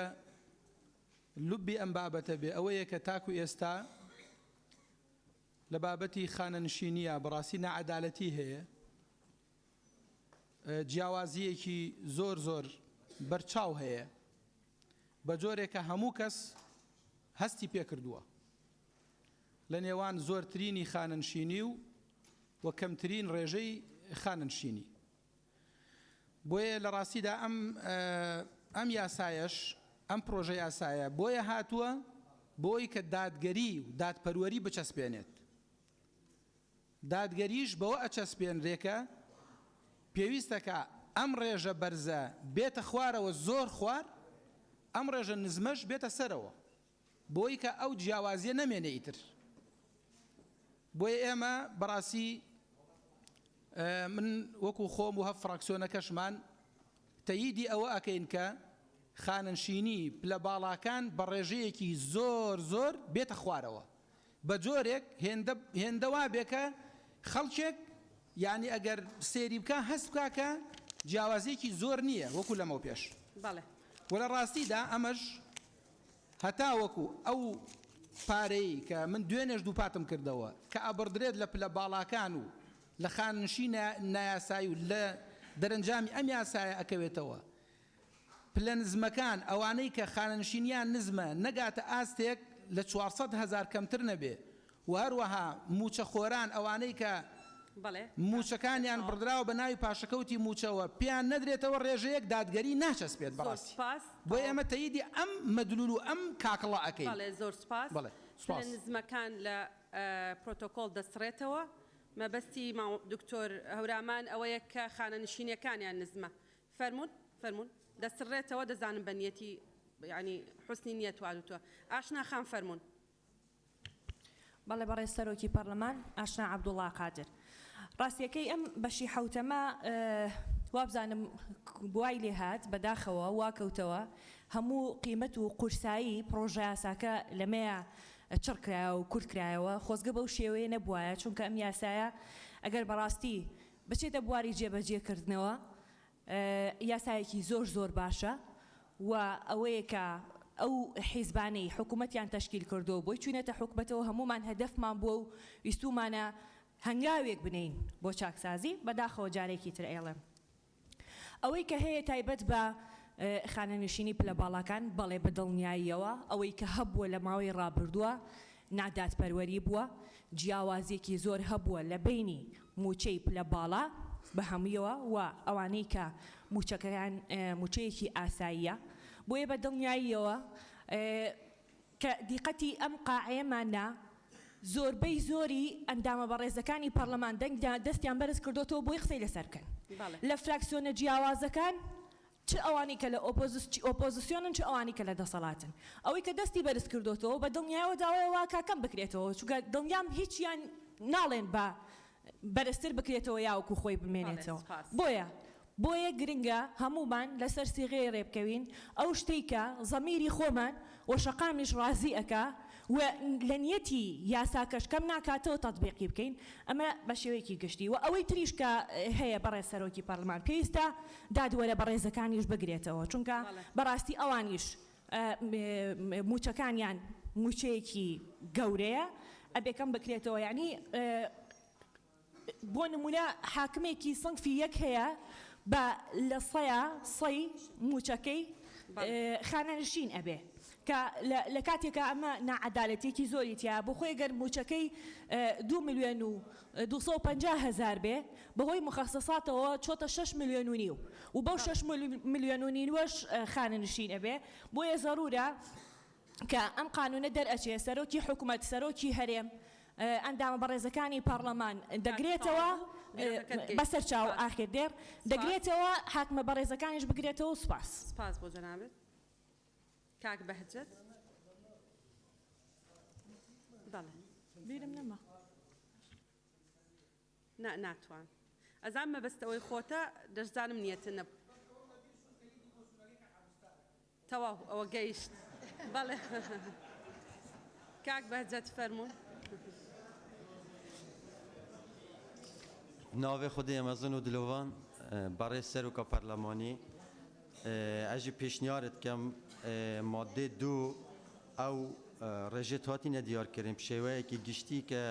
کاکومێدی گوتی نەمینن لێ بەدیل بۆ هەندێک واف تەوازنە بێتە ڕاگەندن ئەو پێشنیارە مامۆستا عەبدوستاری و کاک عەلی حەمە ساڵحی و کاکومێدی کردی تەواوی ئەس پشتەوانیاوێت کەم بەڵێ زۆر سپاس کاک محەممەد سعدەدین بەڕێز سەرۆکی پەرلەمان حکوومەتی هەرێم لە چوارچێوەی ئەو پێشنەی یاسایی چاکسازی مادەیەکی داناوە بۆ خانەنشینی پلە باڵاکان یاساکە لە 21 مادە پێک دێتن ئەوەی کە لە میدیاکان و لە زۆر جێ باس کرا باسی ئەو مادەیە کرا هەرچەندە لە ناو پێشنیازی یاساکە بۆ ڕێخستنی کاروباری کارژێری و دارایی حکوومەتی هەرێم زۆر مادە و برگەی باشی تێدایە کە خزمەت بە هاوڵاتی و فەرمانبەر دەکاتن ئەو مادەیەش کە باسی خانەنشینی پلە باڵەکان دەکا ئەگەر تەماشای پلەکان بکەین دەبینین هەمویان وڵات بەڕێوە دەبن سیاسەت دادەڕێژن نوێنەرایەتی خەڵک دەکەن لە هەموو ئەنزیمەی عالەمی دووەلی شتێکی زۆر ئاساییە ئەوانەی کە لەو پلە باڵایان دەوڵەت بەڕێوە دەبن نوێنەرایەتی سیاسی خەڵک دەکەن ئەوانیش پێوەرگ هەبیتن بۆ ئەوەی موچەی خانەنشینیان هەبیتن و هیچ شێوازێک نابیتن لە قسەکردن و مناقەشات لە هیچ سیستەمی وڵاتێک کە مقارنەی ڕێژە دەکرێتن لە بەژوێرەی سولەمی وەزیفی دەکرێت بۆ نمونە فەرمانبەرانی لایەنێک لەگە فەرمانبەر لایەنێکی دی بەڵام فەرمانبەر و پلە باڵە بە هیچ شێوازێک لە شێوازی موچەدان و شایستە دارایی مقارنە ناکرێتن سەرڕای ئەوەش حکوومەتی هەرێم معیارێکی داناوە بۆ ئەوەی پلە باڵاکان بۆ نمونە سەرۆک حکوومەتە وەزیرە پەرلەمانتەرە چۆن خانەنشین دەکرێن معیارەکە زۆر باشە پێوەرەکە زۆر باشە پاڵپشتی دەکەین بەڵام لە بەرچاوگرتنی دۆخی ئێستای هەرێمی کوردستان پاڵپشتی بەڕێز مامۆستا عەبدوستار دەکەین کە ڕێژەکە بیتە 150 و پاڵپشتی ئەو بەڕێوەزانەش دەکەین کاک عەلی و کاک ئومید و بڵێ نانا 150 بەرز نەبێت سەقفەکە 150 بەرز نەبێتن بەو معیارەی کە دانراوە بەڵێ زۆر سپاس سپاسان دەکەین. دکتۆر ئیسماعیل بله بسم الله الرحمن الرحیم برای سروک پارلمانی تبینید من اولا السر ماده 7 ایک عمل گلن دینا دادوار کان گشتیجی القلبن قال كم رئيس وحرمتك قالك أمازون بو دادوار هيا مزان هنجيت وظيفة دابن دویت راتبی وانا گله که برز بید دا چاوی وانا چتش دا نبید چون وظیفه وانا هستیاره بس وكو تقاعد بون طبيعية بشتي تقاعد بوني وكو أفيديلي بين وكو همي بلا برزا نكو مدفيت المكانات وانا ام تشتكي ناي جوان در حق مكانات دادوارا دا بيجين دو يا دوي از القلنين مأفرجية از القلن ديما الديف سيستم عراقي شوف فرق جداي نفبرا یا موظف فرمانبر پلا برزو نظم دانمینید سروی اساسی موچه بنرات لیکدان دو نیف لیکدان هیوت خدمت کرنه دابش کرن سر 12 کوی نتیجه دابش کرن سر 100 اما قاعده عام عراقی وصابی وقتی بوچی ام بیجین فی دا هفتا بيت قال عراقي وفرق جدائي نبيت نوفبرا وزيري ورئيس وزراء دا ويه بلا حفت جي أولي تعيين بيت أنه تعيين بيت هميدي وكيك بنوي وقتي شارع جي جادة جي كسنا بيجيتن أفا بلا برزة أفا بلا نزمة همي هنديك وكيك دي ورقرا نزل قلبي بوشوني ويا أخيري يعني زيدك الناس يصالة أزل قلينم بله زور سپاس و پشتوانیا بوچونا دکتر شرکت کم بله سپاس کاک بالانبو سپاس بەڕێز سەرۆکی پەرلەمان دیارە لە مادەی یەکی بڕگەی یەکی ئەم یاسایە باس لە یەکسانی و دادپەروەری و شایستەبوون دەکا بەڵام من پێم وایە ئەم یاسایە هیچ کام لەو بەهانەی نییە لەبەرەوەی ئەگەر کاتێک دێت پاککردنەوە ئەکرێ بۆ خزمەتی ساڵانەی کەسێک کە بە پێی شایستەی خزمەتی خۆی گەیشتووەتە پلەیەک ئەمە بۆ ناوینراوە پلەی باڵا پلە باڵا و کەسانەیە منم پەرلەمانتارم پلەی باڵام کە دەنگی خەڵکم بەدەستێناوە وەزیرە پلەی باڵایەکە لە پەرلەمانەوە دەنگی بەدەستێناوە بۆ ئەبێ ئەمانە تێکەڵی ئەو کەسانە بکرێن کە خۆیان بە پێی خزمەتی خۆیان بە پێی شایستەبوونی خۆیان پلەکانیان بەدەستێناوە دیارە هەمومان لەگەڵ ئەوین لە بەرچاوبەرگرتنی بەرژەوەندی گشتی کە موچە وای لێ بکرێت کە فەرقێکی زۆر نەبێ لەگەڵ نزمترین موچە و بەرزترین موچە بەڵام پێویستە حکومەتیش پابند بێ بەوەی کە ئەم پاشەکەوتە کە ئەکرێ لە موچە و ئەبێت بەداهات بۆ حکومەت لە ئایندەدا حکومەت بە شەفافی پیشانی بدا بڵێت من لەم چاکسازیات شەنم بۆ گەڕاوەتەوە و ئەبێ مولزەم بێ بەوەش کە لە چ سێکتەرێکە بەکاری هێنێتەوە بۆ باسی ئەم مادەیە باسی ئەم مادەیە جەنابی سەرۆک طبعا ئەگەر ئێمە سیرکەین لە موازنە پەرلەمان تەنها دەسەڵاتی گواستنەوەی هەیە نەک دەسەڵاتی کەمکردنەوە لێرە دەسەڵاتی کەمکردنەوە دراوە بە پەرلەمان بۆ ئەوەی کە پاشەکەوت لە موچەی خەڵک بکە بەڵام دەسەڵاتی گواستنەوەی پێ نەدراوە من بۆیە داواکەم گواستنەوە لەمە ئەو گواستنەوەش دەسەڵات بە پەرلەمان بدرێ ئەم داهاتەی کە بۆ پەرلەمانە گەڕێتەوە بنێرێتە سندوقی خانەنشین یا بنێرێتە سندوقێکەوە کە خەڵک بزانێت چی لێ و سپاسدانەکەم سپاس بۆ تۆ کاک عوسمان دکتۆر عوسمان جەنابی بەناوی خۆی گەورە بەڕێز سەرۆکی پەرلەمان من عوسمان عەلی سەرەتا خۆم بە خۆشحاڵ دەزانم کە حکوومەتی هەرێمی کوردستان ئیرادەیەکی بەهێزی هەیە بۆ چاکسازیەک نەک هەر بۆ چاوبەستەکی سوپاس بۆخوا چاکسازیە کە ڕیشەیە و ئومێدمان وایە هەنگاوێکی زۆر بەهێز بێ و چاکسازی تەواو لە دو ئەم هەنگاوە بێ ئینشاءالله پاڵپشتی قسەکانی کە عەبدولستار و کاک عەلی و کاک ئومێد دەکەم بەڕاستی زۆر حەز دەکەم لەوەی کەوە ئەو عینوانەی کەوا هەیە پلە باڵاکان و ئەوە نەمێنێ خەڵکی خەباتجێری دەرەوەی پەرلەمان بەڕاستی جاری وا هەیە لە پەرلەمانتارە بەڕێزەکان لە هەندێکیان بەڕاستی مادووتر و خوێنیان ڕژاوە ئەوە نەمێنێ و سپاسان دەکەم بۆەوەی کەوە زەمانێکیش هەبێ بۆ دانانی ئەم پاشەکەوتەی لە موچەی پلە باڵاکان بۆ سەر خانەنشین و مامۆستایان و سەرجەم کارمەندان و فەرمانبەرانی ئەم حکوومەتە و ئەگەر بێت و ئەوەندەشم لێ قبول بکەن پاشان ئەم بڕیارە کە ئەم پەرلەمانە بەڕێزە کە سەرچاوەی یاسادانانە ئومێد دەکەم ئینشاءڵڵا لێرەوە ئەم یاسانە جێبەجێ بکرێ لە خۆمان و لە کارمەندەکانی خۆمانەوە ئەم یاسایە پەیڕەو بکرێ ئەوەی کەوە پلە باڵایە و بە خزمەتی ساڵانەیە ئەو خزمەتە شمولی سەرجەم کارمەندانی ناو پەرلەمانیش بکە کە بەداخەوە خەڵکێکی زۆرمان هەیە لە ناو پەرلەمانە لەم خزمەتە مەحرومە و خەڵکێکیشمان هەیە بەداخەوە بە ئیمزایەک پلەیەکی بەرزی پێدراوە لەوانەیە ئەو خزمەتەی وەکو پێویست نەبوو بێ سپاس بۆ هەمووتان سپاس بۆ جەنابێت کاک جەلال لێنیە حەسیبە خان بەڕێز سەرۆکی پەرلەمان وەک ئاشکرایە پێشتر لە کاتی هەڵمەتی بانگەشەی هەڵبژاردن هەر هەمومان بەڵێنی نوێنەرایەتی ڕاستەقینەمان بە هاوڵاتیانی کوردستان داوە کە کار بکەین بۆ باشترکردن و بنیاتنانی بناغەی دادپەروەری لە سەردەم سێکتەرەکاندا بۆیە بەڕای منیش مادەی هەفتەم ئەو ڕێژانەی کە لە بڕگەی دووەم دانراوە پێویستە سەر لە نوێ دابڕێژرێتەوە تاوەکو جیاوازیەکی ئەوتۆ لە نێوان پلە باڵایەکان و هاوڵاتیانی تر لە سێکتەرەکان نەمێنێت بۆ ئەم مەبەستەش تەئیدی ڕێئی بەڕێزان کاک ئومێد و کاک عەلی و هەروەها کاک عەبدولستار ئەکەم بەوەی کە ڕێژەی خانەنشینی پلە باڵایەکان لە 15ەوە دەست پێ بکات و لە 50 تێپەڕ نەکات هەروەها لە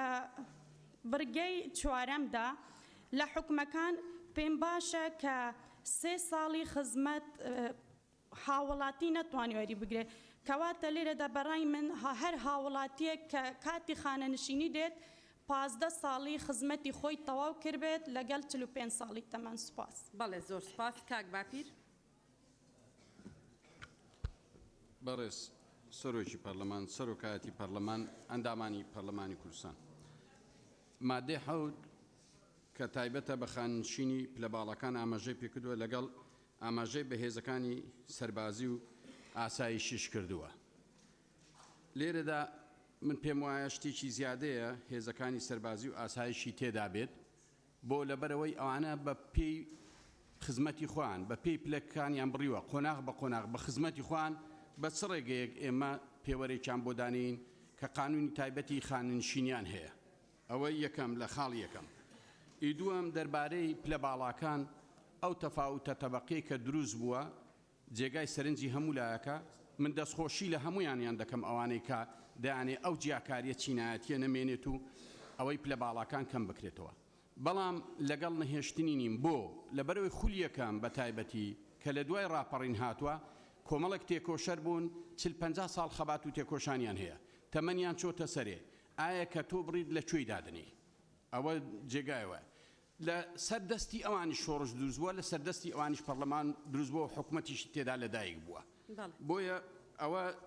کارێکە پلە باڵاش بە شێوەیەکی گشتی نابێ مەشەرم لەوە بکەین پلە باڵا پلە باڵا بۆ شمولی لە فیئەیەکن لە ناو کۆمەلگادا بۆ شمول نەکەن بە خانەنشینی بە پێی خۆی و بە پێی خزمەتی خۆی بە پێی ساڵانی خزمەتی خۆی بڕوانامەی بەڵام خانەنشینێک بێت کە جیاکاری تەبەقی تێدا نەبێت بۆیە من پشتیوانی لە هەموو ئەو ڕێیانە دەکەم کە ڕێژەی خاننشین بوون دێنێتە خوارێ پلە باڵاکان و هەموو ئەو پلانێک کە دەبێتە مای جیاکاری تەبەقی و لەگەڵەوەش داما کە ئەو پارەی کە دەمێنێتەوە لە بڕگەکانی لە مادەکانی داهاتوودا زەمانەتێک دروستکەین بۆ ئەوەی کە ئەوانەی موچیان کەمە خانەنشین بوون 30 ساڵ خزمەتیان کردووە لە بوارە جیاجیەکاندا بخرێتە سەر ئەوان لە بڕگەیەکدا جێگەی بکەینەوە ئەگەر لە ئێستاشدا نەتوانرێت ماوەیەکی دیاریکراوی بۆ دانین ئەمەلیان دەینێ و سوپاس کاتەکە تەواو بوو کاکتۆر ڕێبوار ناوی خوای گەورە میهرەبان ڕێبوار بابکەی بەڕێز سەرۆکی پەرلەمان هەڵبەت بابەتی خانەنشینی هەم سیستەمە و هەم مافێکە لە چوارچێوەی مافە مەدەنیەکانی تاک بەڵام کام سیستەمی خانەنشینی ئەلبەت هەموو سیستەمێکی خانەنشینی تەندروستی معقولی ڕەوا دوو ڕەگەزی سەرەکی تایە. یەکیان دادپەروەریە، ئەوی تریان ئەوەیە کە ئیستیسناعاتی تیانە بێ. ئەگەر فلاشباکێک و پێداچوونەوەیەک بکەین بە سیستەمی خانەنشینی لە هەرێمی کورسان لە ڕاستیدا ئەوەمان بۆ دەرەکەوێت کە زۆر ئازاربەخشە. هەم نادادپەروەری تایە و هەمیش ئیستیسناعاتی تایە. نادادپەروی لەوەی سەرچاوی گرتووەکە خانەنشینی پلە باڵاکان لە وەزیر و پەرلەمانتار ئەگەر باسی خۆمان کەین لە خولەکانی ڕابردووەکو پەرلەمانتار بۆچی دەبێت بە 6 ملیۆن خانەنشین کرێ لە کاتێکدا کەمترین خانەنشین 220,000 بوو. ئەمە بەڕاستی ئازار بەخشە. ئیستیسناش لەوە کراوە کە دادوەرە بەڕێزەکان ئیستیسنا کراون. بۆیە کە سیستەمێکی ڕەوا و منطقی تیابێ و هەم دوو ڕەگەزەی تیابێ داواکەم بڕگەدووی ئەو مادەیە بە تەواوی لابرێ بە هیچ شێوەیەک قابلی قبول نەکرێ کە 170 پلە باڵەکان بە 170 خانەنشین بکرێن. پێویستە ئەو ڕێژەیە کەم بکرێتەوە لە پاڵەوەشدا پێویستە دادوەرەکانیش تیا مەشمول بن. و ئەگەر باری دارای حکوومەتی هەرێمی کوردستانیش باش بوو لە دوای پەسەندکردنی ئەم پرۆژە یاسایە داوا لە حکوومەتی بەڕێزەکەم کە خانەنشینەکەمەکان ئەوەی کە 220,000 بەرز بکرێتەوە بۆ ڕۆژەیەکی معقول. سپاس. سپاس کاکزانە. بەڕێز سەرۆکی پەرلەمان، ئاشکرایە کە ئامانج لەم پرۆژە یاسای چاکسازی هێنانەکەی دادپەروەریە کە لە دەقی مادەیەک لە بڕگەیەکی ئەم پرۆژە یاسایەدا هاتووە لە ئامانجەکاندا هەیە. بۆیە دروست پشتیوانی لە ڕایەکەی بەڕێز کاک جەمال و کاک گومێد و کاک عەلی حەمەد ساڵح و کاک عەبدولستار دەکەم بە هەڵگرتنی بڕگەی دووەمی ئەم مادەیە و جیاکردنەوەی ئەم فروقاتە زۆرەی کە لە نێوان خانەنشینی پلە باڵەکانی ئەم وڵاتەدا هەیە لەگەڵ موچەخۆرانی دیکە لە نێوان 220,000 دینارەکە و ئەو 6 ملیۆنەی برایانی تر ئاماژەیان پێیدا. بەوە دەکرێت کە ڕێژەی خانەنشینی کەم بکەینەوە لە 180 بینین لە 115 کۆی موچە و دەرماڵەکانیانەوە دەست پێ بکات. ئەم خاڵە ئیزافە بکرێت لە شوێنی ئەم بڕگەیەدا و خاڵێکی تر کە جێگای خۆیەتی ئاماژەی پێ بکەین ئەو فۆرمەی کە برای بەڕێز کاک ئومێد باسی کرد، ئەو بەڕێزانەی کە موچەی خانەنشینی ڕەت دەکەنەوە، من پێشنیار دەکەم ئەم ڕۆکە لە ناو ئەم جەلسەیەدا داوا لە سەرۆکایەتی پەرلەمانی بەڕێز دەکەم فۆرمەکە بێنە ناو جەلسەی پەرلەمان. لێرەوە فۆرمەکان دابدرێت بۆ هەر بەڕێزێک کە موچەی خانەنشینی ڕەت دەکاتەوە بۆ ئەوی بۆ هەموو خەڵکی کوردستان ڕۆم ببێتەوە لێرەوە ئیعلانی ئەوە بکەن، نەک ئەو کاتەی کە جەلسەکە تەواو دەبێت بە هەر بیانوێک باز لەوە بکەم کە ئێمە موچەی خانەنشینمان ڕەت کردەوە و فراکسیۆنێکی جیاواز موچەی خانەنشینی بۆ پلە باڵەکان دەستنیشان کرد. زۆر زۆر سپاس. سپاس. سەبارەت بەو بابەتی پڕکردنەوەی فۆرم بەڕێزان، ئەوەی کە لە ناو ئەم پرۆژەیە هاتووە تەسەوری شەکەم لە ئایندا ببێتە یاسا. مەسەلەیەوەی کە کەسێک تەمەری 40 ساڵ بێت و 15 ساڵ خزمەتی هەبێت تەقاعودبوونێکی یان خانەنشینبوونێکی ئارەزوومەندانەیە، ئەوەی ببورن 45 ساڵ تەمەنی تەواو کرد بێ و 15 ساڵ خزمەتی هەبێ خانەنشینبوونێکی ئارەزوومەندانەیە، بۆی هەیە خانەنشین ببێ و بۆی هەیە خانەنشین نەبێ. بەڵام ئەوەی 63 ساڵە بە ئیجباری خانەنشینە بێ و ئەوەی کە لە نێو ئەم مادەیە هەیە بە تەنها پەرلەمانتاران ناگرێتەوە بەڕێزان. لە سەرۆکایەتی هەرێم جێگرەکانی لەگەڵ سەرۆکی حکوومەت، جێگرەکەی وەزیرە بەڕێزەکان، وەکیل وەزیرەکان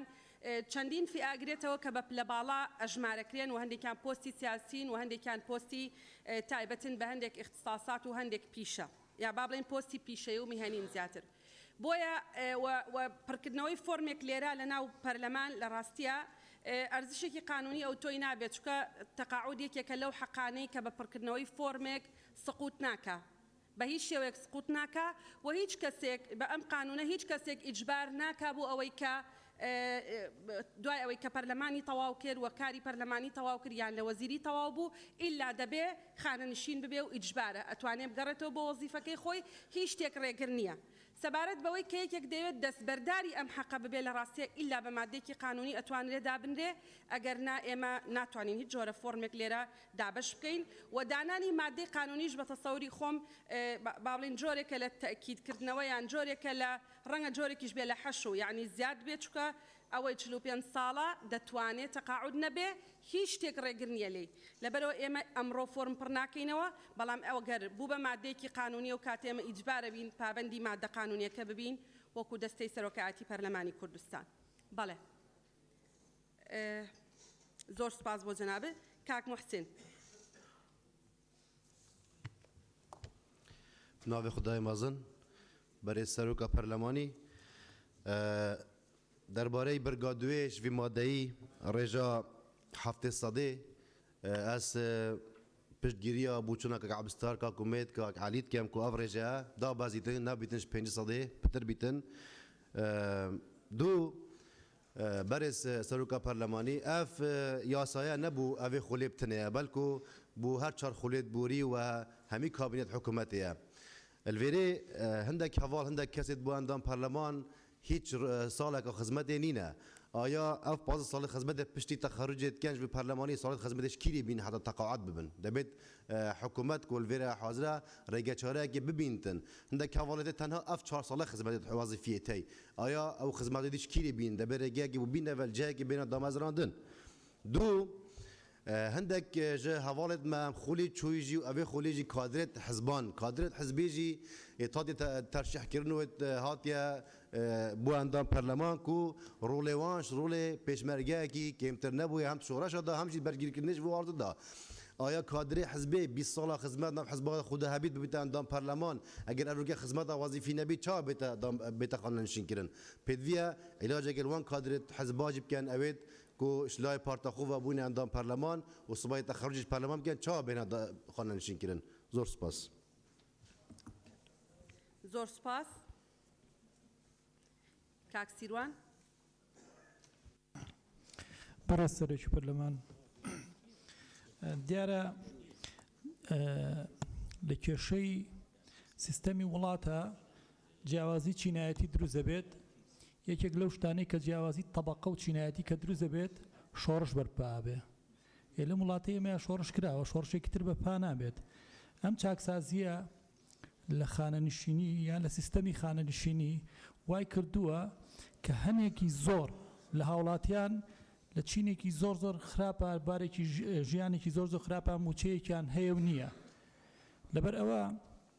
من زۆرینەی قسەکانم کرا بە تەواوی پشتگیری لە بۆچوونەکانی دکتۆر شێرکۆ ئەەکەم و ئەبێت تاکسیستەمانە ئەگەر ئەم یاسایە ئێمە کە دەرێکەین بۆ ئەمڕۆ نیە و بۆ دوێنێژ نییە بەڵکو بۆ چەندەها ساڵی ترە ئەبێ ڕەچاوی ئەو بکرێت دادپەروەری بە شێوازێکی ڕاستی و زانستیانە بێت من زیاتر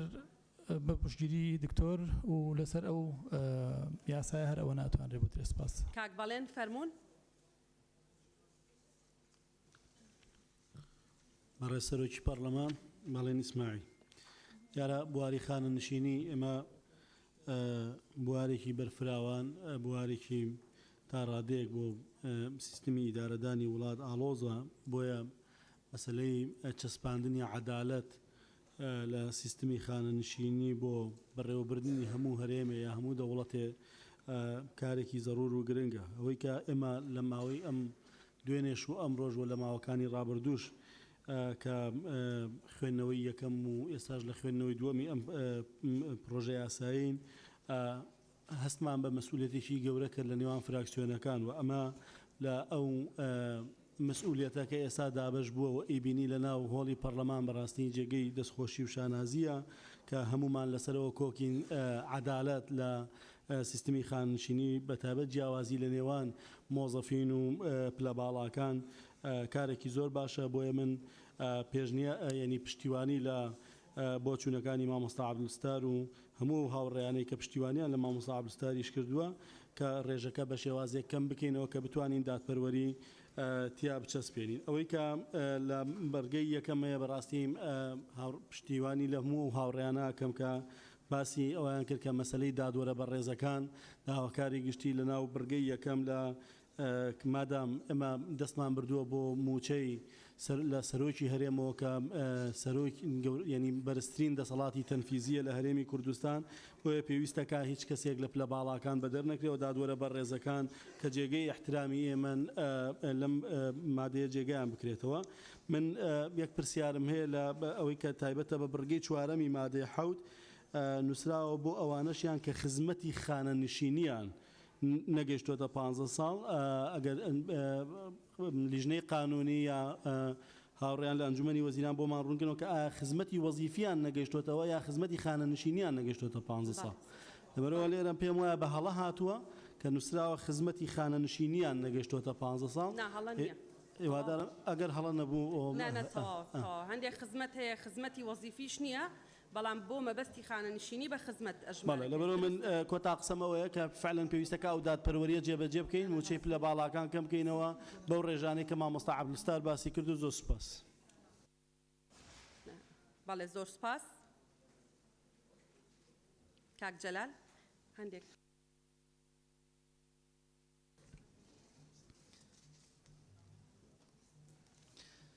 بەناوی خوای گەورە و میهرەبان بەڕێز سەرۆکی پەرلەمان دیارە منیش هاوڕای ئەوەم کە بڕگەی دووەمی ئەم مادەی حوت گرفتێکی زۆری تێدایە و بە تەواوەتی لەگەڵەوەم لا بدرێت چونکە جیاوازیەکی زۆری دروست کردووە لە نێوان موچەی لە باڵاکان و ئەگەر بەراوردی کەی بە موچەی ئەوانەی کە ئاستی بژێوی ژیانیان نزمە جیاوازیەکی زۆر هەیە بۆیە لەم خاڵەدا بە تەواوەتی پشتیوانی لە بۆچوونی بەڕێز مامۆستا عەبدولستار و هەریەک لەو برانە دەرانەی ترەکەم کە ئەو ئاستەدا بگیرێت بۆ 115 و ئەو 115ە پێم وایە جۆرێک لە عەدالەت و ڕەوایەتی تێدایە بەدوە 115ەکە نسبەتێکی گونجاو دروست دەکات کە پێم وایە هاوڵاتیان و هاونیشتیمانیانی هەرێمی کوردستان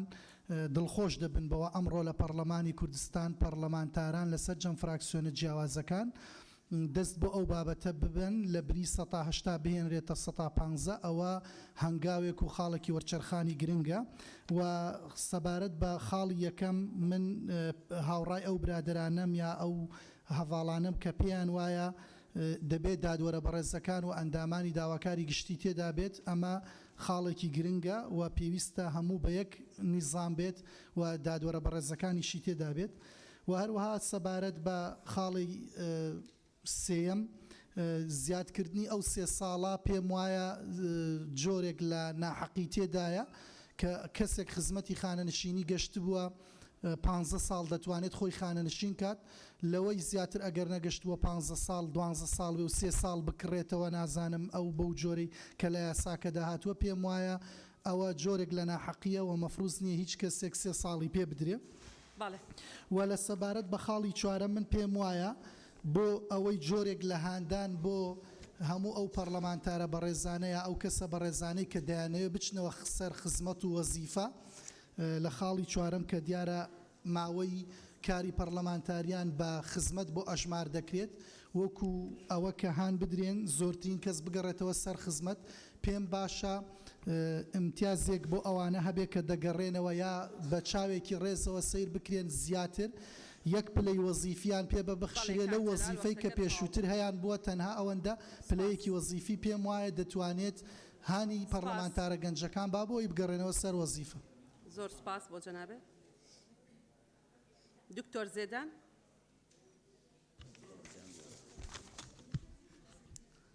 بەڕێز سەرۆکی پەرلەمان ئەمڕۆ ئێمە لەسەر بابەتێکی یەکجار گرنگ و هەستیار تاوتوی چەند بابەت بوارێک دەکەین ئەویشان خانەنشینیان منیش لەسەر ئەو بوارە چەند تێبینیەکم هەیە کە گرنگترینیان لە مادەی حەوتەم خاڵی یەکەمە پێم باشە کە چەند برادەرانیش ئاماژیان پێکرد دادوەرانیش زیاد بکرێ لە ناو ئەو پلە باڵانەی کە ئاماژەی پێکراوە و لەگەڵ پلەی خەبیر شارەزا کە پێشتر لە یاسای ساڵی 2004 لە یاسای ژمارە 36 لە مادەی یەکەم لە خاڵی پێنجەمدا ئاماژەی پێکراوە شارەزا خەبیر بەڵام لێرە لەو مادەیەدا ئاماژەی پێ نەکرایە و لە هەمان کاتیشدا وەکو ئاماژەمان پێکرد حاکمەکانیش زیاد بکرێ و لە بڕگەی دووهەم لەگەڵەوەدان کە ڕێژەی لە 170 بکرێتەوە 115 و لە هەمان کاتیشدا لە بڕگەی چوارەم ئەو 3 ساڵێک کە ئیزافە دەدرێ ئەو 3 ساڵەش لا بدرێ بۆی بەرژەوەندی گشتی بۆ هەموو لاک وەکو یەک بێ بۆیە پاڵپشتی لە داواکاری بەڕێزان کاک ئومێد و کاک عەلی و دکتۆر شێرکۆ دەکەم. زۆر سپاس. بەڵام جیاواز بوو ئەوەی دکتۆر شێرکۆ لەگەڵ ئەوەی کاک عەلی. ڕێژەی 115ەکەیانە بلادانی بڕگەکەیە مامۆستا عەبدولستار و کاک جەمالیشن. تەواو بەڵێ وازەحە. ڕۆژان خان. بەڕێز سەرۆکۆ پەرلەمانی ئەگەرم حەسکن دادپەروەری بێت بەرجەستەکردنی وەکی پرۆژەی داهاتی ئامانجێت پرۆژە چاکسازیە داهاتی وەکی بەڕێزان بەحسکری و کاک ئومێدیژی بەحسکری بڕگە دوو شمادا حەف بێت لادانی و بڕگە دی بێت داڕشتنێ پتر دادپەروەری تێدا بێت بەرجەستەکردن و پشتگیریە لەوان هەمی بەڕێزات کەمیت ئەف پیش نیارەگرین و زۆر سپاس. سپاس بۆ جەنابەت. کاک مەلاوەیس. بەڵێ. کاک ئازاد.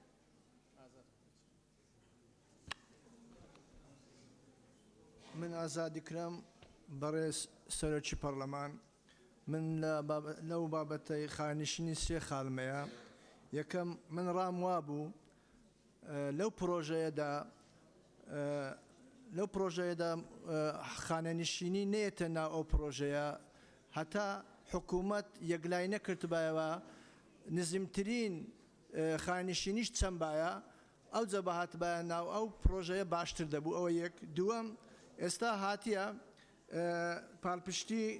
کاک عەبدولستار و کاک عەلی و کاک جەمال و کاک مێد دەکەم نقطەشی دیش بەڕاستی لەو پرۆژەیەدا ئێستا لەسەر داواکاری شارەزایەکان داوا دەکەن ببنە پلەی تایبەت لەبەرەوەی لە هەموو دنیادا شارەزایەکان باشترین پلەنە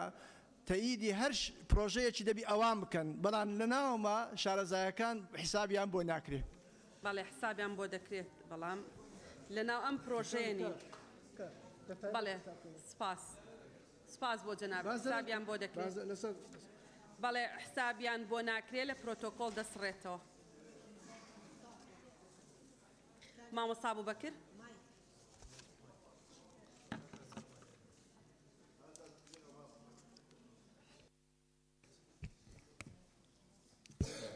بەڕێز سەرۆکی پەرلەمان من پشتگیری قسەکانی دکتۆر شێرکۆەکەم کە یەک قانونی تەقاعودی هەبێ و قانونی تەقاعودی موحەدی عێراق لە هەرێم بەرکار بکرێ و لەگەڵ کەمکردنەوەی موچەی پلە باڵاکانی لەسەر هەر سێ بنەمای و پێوەری عەدالەت و هاوسەنجی و پاراستنی شکۆی دامەزراوەکان من چەند پرسیارێکم هەیە لەگەڵ ئەمەدا و ئێمە لەگەڵ ئەوەش داین کە بۆی ئەو عەدالەتە دروست بێ کە هەمووان خوازیارین هەموو فراکسیۆنەکانی پەرلەمان لێرە ئیقراری ئەوە بکەین کە کەمترین موچەی خانەنشینانی مەدەنی 400,000 دینار بێ. من دوو پرسیارم هەیە لەسەر ئەسەری ڕەجعی هیوادارم وەڵام دەنەوانێکی خولەکانی پێشوو و مەسەلەی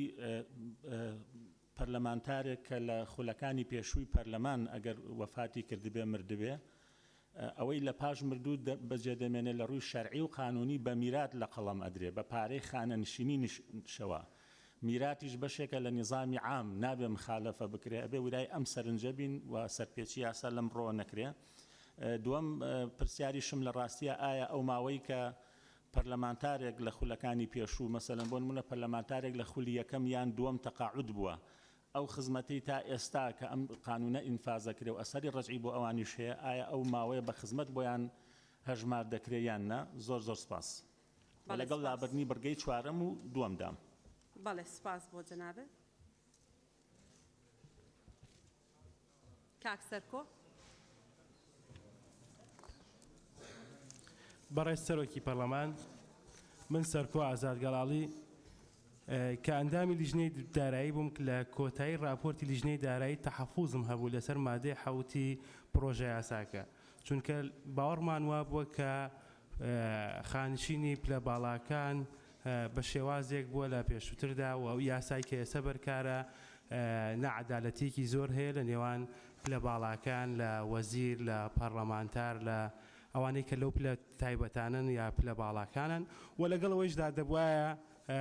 دادوەرەکان تێیدا جێگە بکرێتەوە و ئەو جیاوازی و نەعەدالەتێ بووە هۆیەوەی کە یعنی هەمومان بمانەوێت کار لەسەرەوە بکەین کە موچەی خانشینی کەم کرێتەوە و من بۆ ئەوەی کە عەدالەتی کۆمەڵایەتی لەناو ئەم یاسایە بێ و یەکسانی و دادپەروەری تێدا بێ بە هەموو شێوەیەک لەگەڵەوەدام کە ئەم پرۆژه یاسای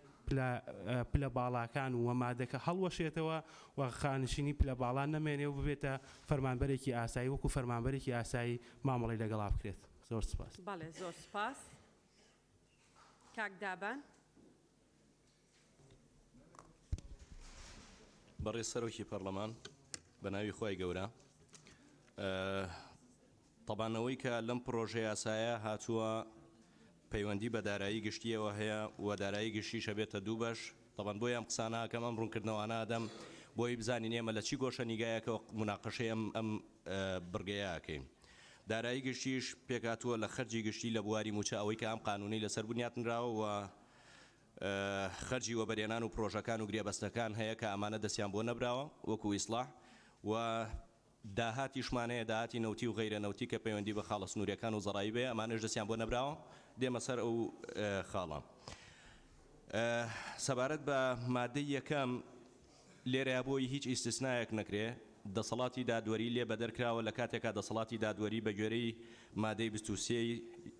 یان یاسای ژمارە 23 ساڵی 2007 تەقاوتە من و بە گوێرەی مادەی 46 لە یاسای 23 ساڵی 2007 بە تەواوی موچە و دەرماڵەکانیانەوە خانەنشینە بن پشگیری و ڕایەکەم کە دەسەڵاتی دادوەریش بێنرێتە ناو ئەمەوە ئەوەی کە پێویستە بە پلە باڵاکان و پلە تایبەتەکان و پەرلەمانتاران بەڕێز سەرۆکی پەرلەمان بەڕێزان لە ئەوانەی کە قانونین ئاگادارن کە پەرلەمانتاریان کۆمەڵێک ئەوانەی کە لە پلە باڵاکانن مکەلەفن کە لەو شوێنەیە بن ینی بەشێک نین لە وەزیفە بۆ ماوەیەکی کاتی نوێنەرایەتیەکە بۆ ماوەی 4 ساڵە یان زیاترە یان کەمترە لەو شوێنەیە بن زۆر بەڕێز باسی ئەوەکە کە هاوشێوەی بەغای لێ بکرێ ینی بە چی حەقێک بە چی مافێک تۆ کەسێک ئەخەیتە ناو سیستمی موچە و داخلی منزومەی حکومەت و دەوڵەتێکەکەی لە کاتێکە نوێنەرایەتیە بۆ ماوەی 4 ساڵ.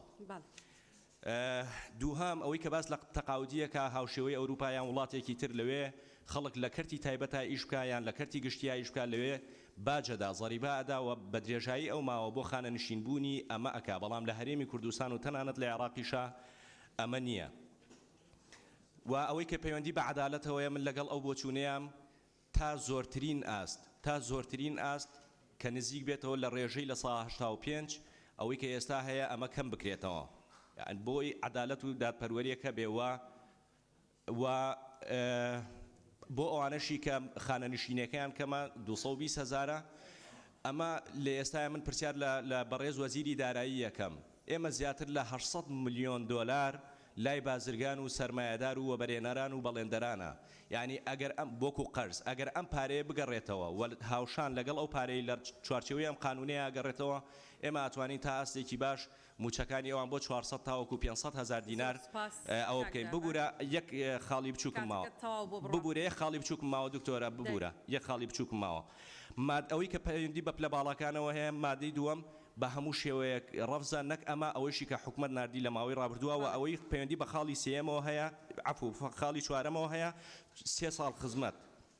ئەمە جۆرێکە لە گەندەڵی ببوورە بە قانون لێرە جێگەی کراوەتەوە یعنی کەسێک کە خزمەتی نەبێ چۆن بە مادەیەکی قانونی تۆ خزمەتی بۆ ئیزافاکەی و لەگەڵ لابردنی ئەم مادەیان زۆر سوپاس. کاک دابان تاو سپاس. کاک حاجی سەفین.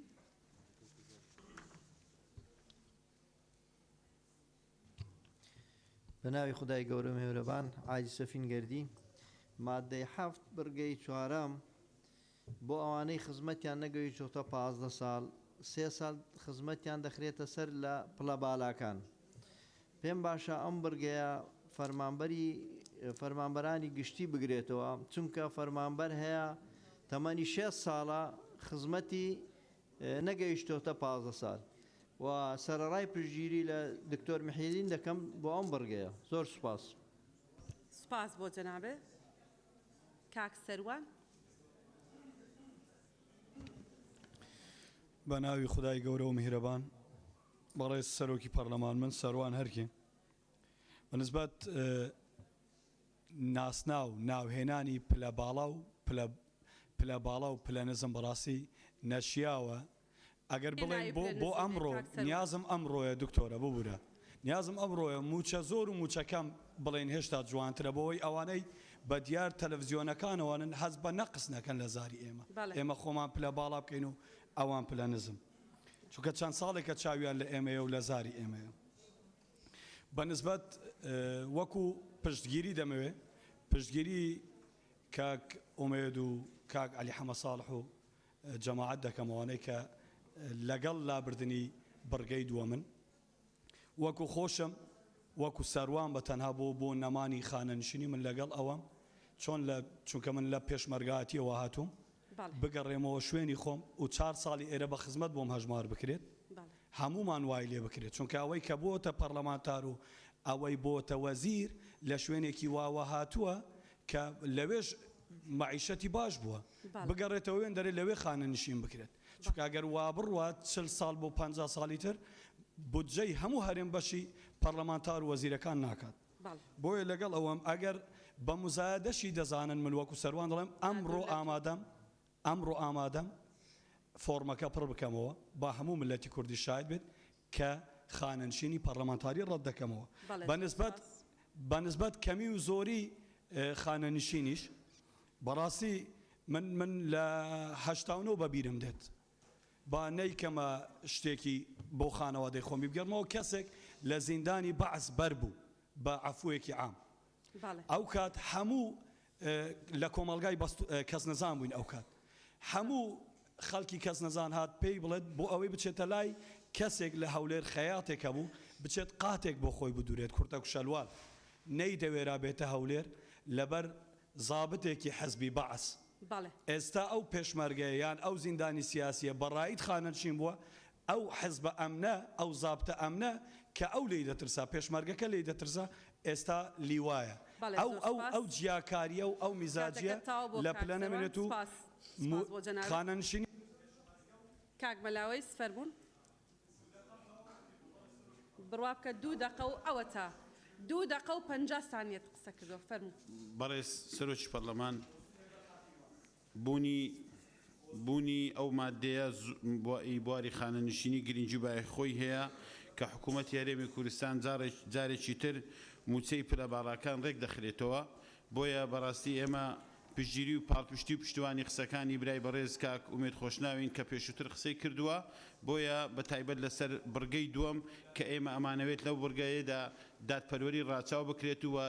جیاوازیەکی زۆر هەست پێ نەکرێت لە نیوان موچەی خانەنشینێکی ئاسایی و موچە باڵاکان و زۆر سپاس بۆ جەنابەت کاک عوسمان سێدەری ببوورە نا کاک عوسمان جەنابن نیت ببوورە غەڵەت بکرد ئەبێ بێمە ئەمبەر کاک کاوە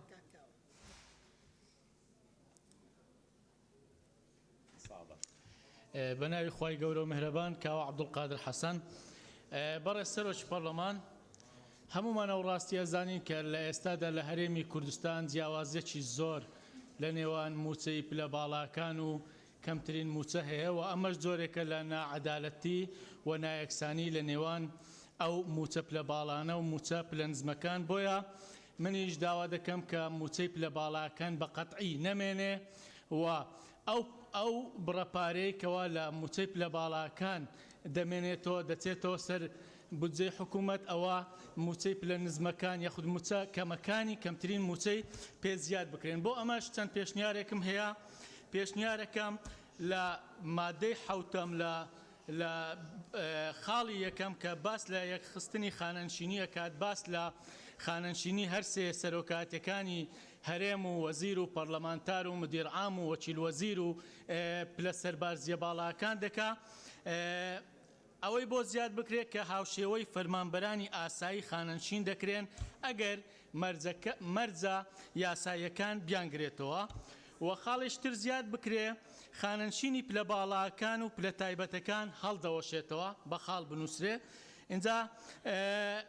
خاڵێکی تری بۆ زیاد بکرێت کە ئەم یاسایە ئەثەر ڕەجعی دەبێواتە هەموو ئەوانەی کە لە دوای ڕاپەڕینەوە خانەنشین کراون بە پلەی باڵای جیاواز هەمووی هەڵدەوەشێتەوە و ئەم پلە باڵایەنە قەتعیەن نامێنێ و دەمەوێت یەک شتی تر زیاد بکەم دیارە برادران لێرە زۆر باسی فۆرمیان کرد وەک جەنابیشتان جەنابیشتان وەک سەرۆکایەتی پەرلەمان دەزانن کە ئێمە بەر لە جەلسەکە وەکو فراکسیۆنینەوەی نوێ داوامان کرد ئەگەر ئەو فۆرمە بەردەستە ئێمە پێش هەموو کەس فۆرمەکە پڕ دەکەینەوە چونکە ئێمە هەر قسە ناکەین دەمانەوێت بە عەمەلی ئیسپاتی کەین کە ئێمە خانەنشینی پلە باڵاکانمان ناوێت بۆ خۆمان و دەشمانەوەی هەڵبۆشێتەوە و ببوورە دەمەوێت بەڵام برادران کە باسی فۆرمەکەن خۆتان نەزان من خۆم لە لیژنەی یاساییم ئێستا فۆرم پڕکردنەوە شێوازێکی نایاسایی وەک جەنابەت باست کرد بەڵام بۆ ئەوەی قالبێکی یاسایی بەبەر بکەین من پێشنیار دەکەم ئەو بڕگەیە لەو مادەیە زیاد بکرێت تکایە زیاد بکرێت کە خانەنشین ئەگەر تەبعاً ئێمە لەگەڵەوەی نەمێنێ بەڵام ئەگەر ما داوا دەکەین کە ئەو بڕگەیە زیاد بکرێت بڵێ خانەنشینی پلە باڵاکان فراکسۆنی نەوەی نوێ ناگرێتەوە بۆ ئەوەی نەک لەم خولە لە خولەکانی داهاتوش هەر کەسێک لەسەر ناوی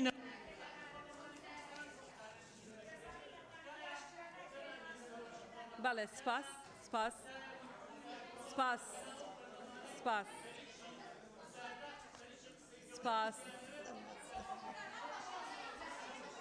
سپاس مافی ئەوانە نییە لە شوێنی خۆیان قسە بکەن بەڵێ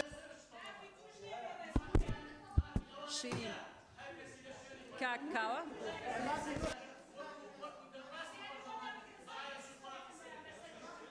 کاکاوە ئەمە پەرلەمانە کاکاوە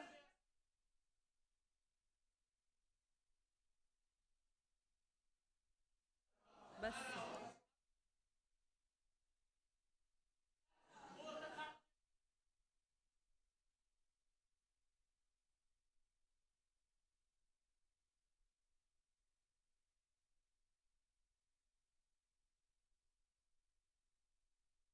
قسەت کرد دەست خۆش بێ ڕأی خۆتت ود لە ماوەی 3 دقەیە جەنابەت پیاوێکی قانونیت و لە لیژنەی قانونیت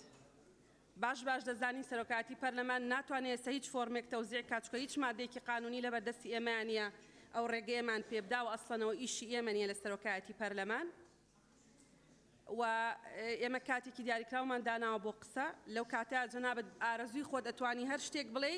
کە کاتەکە تەواو بوو ئەوە بۆ هەموو فراکسیۆنەکان بە هەمان شێوەیە بەڵام لە فراکسیۆنی پارتی دیموکراتیش خەڵکێکەیە وتوێتی من نامەوێت خانەنشین ببم لە فراکسیۆنی یەکێتی نیشتیمانیش خەڵکێکەیە وتوێتی من نامەوێت خانەنشین ببم لە فراکسیۆنی گۆڕانیش خەڵکێکەیە وتوێتی من نامەوێت خانەنشین ببم و لە پێکاتەکانیش ڕەنگە هەبێ و کاک دکتۆر شێرکۆ دەڵێ ئەبێ لەسەر عێراق بێ و کاک دکتۆر کازم کە سەرۆکی فراکسیۆنەکەی جەنابتە ڕێیەکی هەیە ئێمە ڕێز لە ڕێی هەر هەمووتانەگرین و ڕەنگە لە ناو کۆمەڵی ئیسلامیش پەرلەمانتار هەبێ کە پێشتر پێش ئەم کۆبوونەوە هاتوونەتە لای من وتوانە ئێمەش نامانەوێت خانەنشین ببین کاتە جەنابیشت کە پیاوێکی قانونی ئەزانی کە ئێمە ناتوانین مادەیەکی قانونی دانین بڵین فلان فراکسیۆن ناوێ خانەنشین ببێ یا خانەنشینی ئەو فراکسیۆنە ناگرێتەوە چکە ڕەنگە لە 2 ساڵی داهات و 4 ساڵی داهاتوو کە ئینتیخاباتەکرێ فراکسیۆنی نەوەی نوێ ناوێکی تری هەبێ ڕەنگە حیزبێکی تر هەبێ قانون بۆ هەموو خەڵک دادەنرێ قانون بۆ هەموو پەرلەمانتاران دادەنرێ منیش و تۆش دەزانین ئەو قسەی جەنابەت دەیکەی قسەیەکی قانونی نییە من تەقدیرت دەکەم زۆریش ڕێزت دەگرم بەڵێ ڕەنگە جاری وایە فراکسیۆنی یەکێتی ناوی فراکسیۆنی سەوز بۆ جاری وا بۆ ناوی فراکسیۆنی یەکێتی نیشتیمانی بووە تەواو هەتا ئیشەڵا ئێوە هەر فراکسیۆنی نەوەی نوێن و دەمێننەوە بەڵێ تەواو بەڵێ تەواو دەرفەتی خۆتانتان وەرگرت زۆر سپاس کاک جەلالیان باسەرت بێ باسەرت زۆر سپاس بەڕێی سەرۆکی پەرلەمان من جەلال ئەو زای قسەی بکە بەڵێ کاک عوسمان سێدەری فەرموون بەڕێز سەرۆکی پەرلەمان دیارە مادەی حەوت بڕگەی 3 کە ڕێژەی 170 دیاری کراوە بۆ پلە باڵاکان من بە هەموو شێوەیەک ڕەتی یەکەمەوە ئەو ڕێژەیە زۆرە و پشتیوانی لەو هەواڵانە دەکەین کەوا لەگەڵ کەمکردنەوەی ئەو ڕێژەیەن و هەروەها لەگەڵ ئەوەشین ئەو داهاتی کۆی پرۆژەی چاکسازی بگەڕێتەوە بۆ دامەزراندنی دەرچوانی زانکۆ و پەیمانگاکان و هەروەها ئەو کەسانەی کەوا خانەنشینەکانیان بە ڕێژەیەکی کەمە زۆر سپاس سپاس بۆ جەنابێت دکتۆرە شایان فەرمونون. بەڕێز سەرۆکی پەرلەمان شایان کاکە ساڵح دوێنێ خۆپیشاندەران هاتبوونە بەردەم پەرلەمان بە شانازیەوە تەبەنی داواکاریەکانیان دەکەم کە ئەمانەی خوارەوەن موچەی بنەڕەتی تەواوی پلە باڵاکان بۆ 150 ئێستا کەم بکرێتەوە. دووەم هیچ خانەنشینیەک لە 3 ملیۆن دینار زیاتر نەبێت لە هەرێمی کوردستان. سێ لانی کەمی موچەی خانەنشینی لە 500,000 دینار کەمتر نەبێت. چوار موچەی کەم ئەندامان و چاودێری کۆمەڵایەتی بە ڕێژەی 100% زیاد بکرێت. 5 دەستکاری امتیازاتی بنەماڵەی قوربانیان و شەهیدان و زیندانیانی سیاسی نەکرێت. 6 لیستی ناوی شەهیدان و قوربانیان و زیندانیانی سیاسی پێشمەرگەی دێرین بڵاو بکرێتەوە بۆ ئەوەی شەفاف بێت و لە داهاتوودا پاک بکرێتەوە. 7 ئەو پەرلەمانتارانەی تەمەنی خانەنشینی نایانگرێتەوە کارێکی شەرەفمەندانەیان دوای تەوابوونی کارەکانیان لە پەرلەمان بۆ دابین بکرێت و خانەنشین نەکرێن. 8 پێشینەی دامەزراندن تەنها بۆ ئەو کەس و خێزانانە بێت کە هیچ سەرچاوەیەکی داهاتیان نییە کۆتایی بە دامەزراندن لەسەرەوە بۆ ناکەی بەیادا شتێک بیدەی بە سەرۆکایەتی ئێمە بینێرین بۆ حکوومەت چکە هیچ پەیوەندێکی بە مادەی حوتەوە نییە یەک فەقەرەی نەبێ ئەوەی پەیوەندی بە مادەی حوتەوە هەیە تەنها ئەوانەمان بۆ باسکە. بەڵێ تەوەری دووەمم بڕگەی یەکەم پشگیری ئاشناخان و کاکجەلال دەکەم لە زیادکردنی بەڕێزان دادوەر و داواکاری گشتی و بڕگەی دووەم لابرێت و سیاغەیەکی دادپەروەرانە دابڕێژرێتەوە کە ڕێژەکە لە 115 زیاتر نەبێت. بڕگەی چوارەم بکرێت بە 2 خاڵ و بەم شێوەیە دابڕێژرێت. بڕگەی چوارم بۆ ئەوانەی خزمەتی خانەنشینیان کەمە بەم شێوەیە مامەڵەی لەگەڵ بکرێت. خاڵی یەکەم حکومەکانی ئەم مادەیە هەموو ئەو کەسانەش دەگرێتەوە کە لە بڕگەی یەکەمی سەرەوەی ئەم مادەیەدا ئاماژەیان پێدراوە و تا دەگاتە ئەم یاسایە. لەوێوە خاڵی دووەم دەست پێ بکە بۆ ئەوانشیان کە خزمەتی خانەنشینیان نەگەیشتۆتە 15 ساڵ ئەوە تاوەکو 3 ساڵ دەخرێتە سەر خزمەتەکەیان بۆ ئەوەی بگەنە تەمەنی خانەنشینی جگە لەوانەی لە بڕگەی یەکەمی ئەم مادەیەدا ئاماژەیان پێدراوە بە مەرجێک بڕی خانەنشینی ئەو ماوەیە بدات. تەوەری سێمم ئەگەر دەرفەتم بدەیت پێویستە هەرێمی کوردستان یاسایەکی خانەنشینی یەکگرتووی هەبێ چ لە پەرلەمانەوە چ لە حکوومەتەوە سەرجەم پڵێ وەزیفەکان بە یەک سیستم خانەنشین بکرێن. ئەگەر حکوومەت ئەم پرۆژەی نییە ئەوە ئەرکی پەرلەمانە ئەم یاسایە دەرکات. سوپاس. زۆر سوپاس. کاک جەلال ئێستا فەرمونون. زۆر سپاس بەڕێز سەرۆکی پەرلەمان خدای مەزن دەفەرموێ دادپەروەری لە چێیە ڕەحمەت لەوەیە. جا من بەڕاستی هەمووشمان الحەمدولله خوددا پەرستین ئەگەر ئەو دادپەروەریە لە دابەشکردنی بەڕاستی تەقاعودی یان خانەنشینی لە هەرێمی کوردستان بۆ نمونە خێزانە شەهیدێک خێزانە ئەنفالێک پێشمەرگەیەک کاتا ژیانیمایە هەر پێشمەرگەی هەمومان کە شەڕ دەبێت داعش هجووم دەکا هەر سوار دەوری کوردستان بە دژمن دەورە دراوە کە مەترسی دەکەوێتە سەر کوردستان هەمومان دەبینە پێشمەرگە و پێشمەرگەوەها و پێشمەرگەوەها و پێشمەرگە ڕێز لە پێشمەرگە دێ بەڵام کە خۆشی دەبێتەوە کەس پێشمەرگەی لەبیر نامێنێ پێشمەرگەیەک بە 500,000 ئێستا لەو سەرما و سۆڵەی لە جەبەکانی پێشەوەیە بە 600,000 دیاریش نییە تەقاعود دەبی تەقاعود نەبێت تا دیامایە پێشمەرگەیە بۆ گوتم خێزانە ئەنفالێک خێزانە شەهیدێک یعنی چه ڕەوای حەقا ئەو بە 500,000 تەقاعود بێ لە کاتێشدا ئێمەی پەرلەمانتار و وەزیر و ئەوانەی لەسەرەوە بەڕێوەبەری گشتی و ئەوانە هەمیان بە پارەکی باش تەقاعود کرێ ئەمن وەکو جەلا پەرێشان بەڕاستی ئەو تەقاعودی ڕەت دەکەمەوە هەمووشمان براو خوشتیەکی هیوادارم کەس دڵی زویر نەبێت چکار کەسە ڕێی شخصی خۆی هەیە دیسان دەڵێمەوە ئاسایشێک پۆلیسێک بە 220,000 تەقاعود دەبێ ینی 30 ساڵ خزمەتی 35 ساڵ کەی ئێمە ئەوە برادرانی حکوومەت هەموو لێرە ڕێز خۆشەویستیم بۆ هەمووان ئەگەر ئەوان ڕۆژێک دەتوان یاخود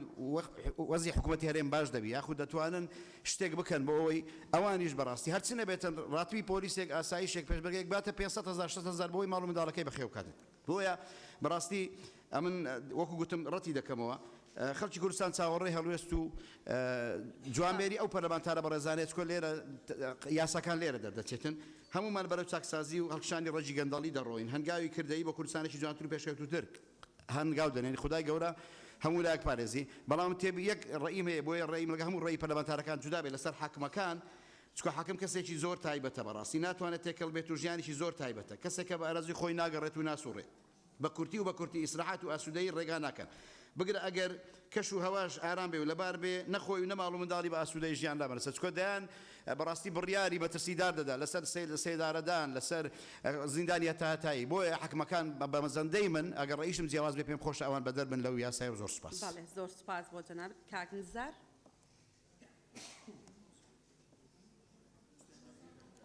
ناون نزار بەناوی خدای گەورە و میهرەبان من نزار سوورچی بەڕێز سەرۆکی پەرلەمان سەبارەت بەو دەنگۆی ئێستا کە چەند ڕۆژێکە لە شەقام لەسەر ئەو پرۆژە یاسای چاکسازی کە دێتە پەرلەمان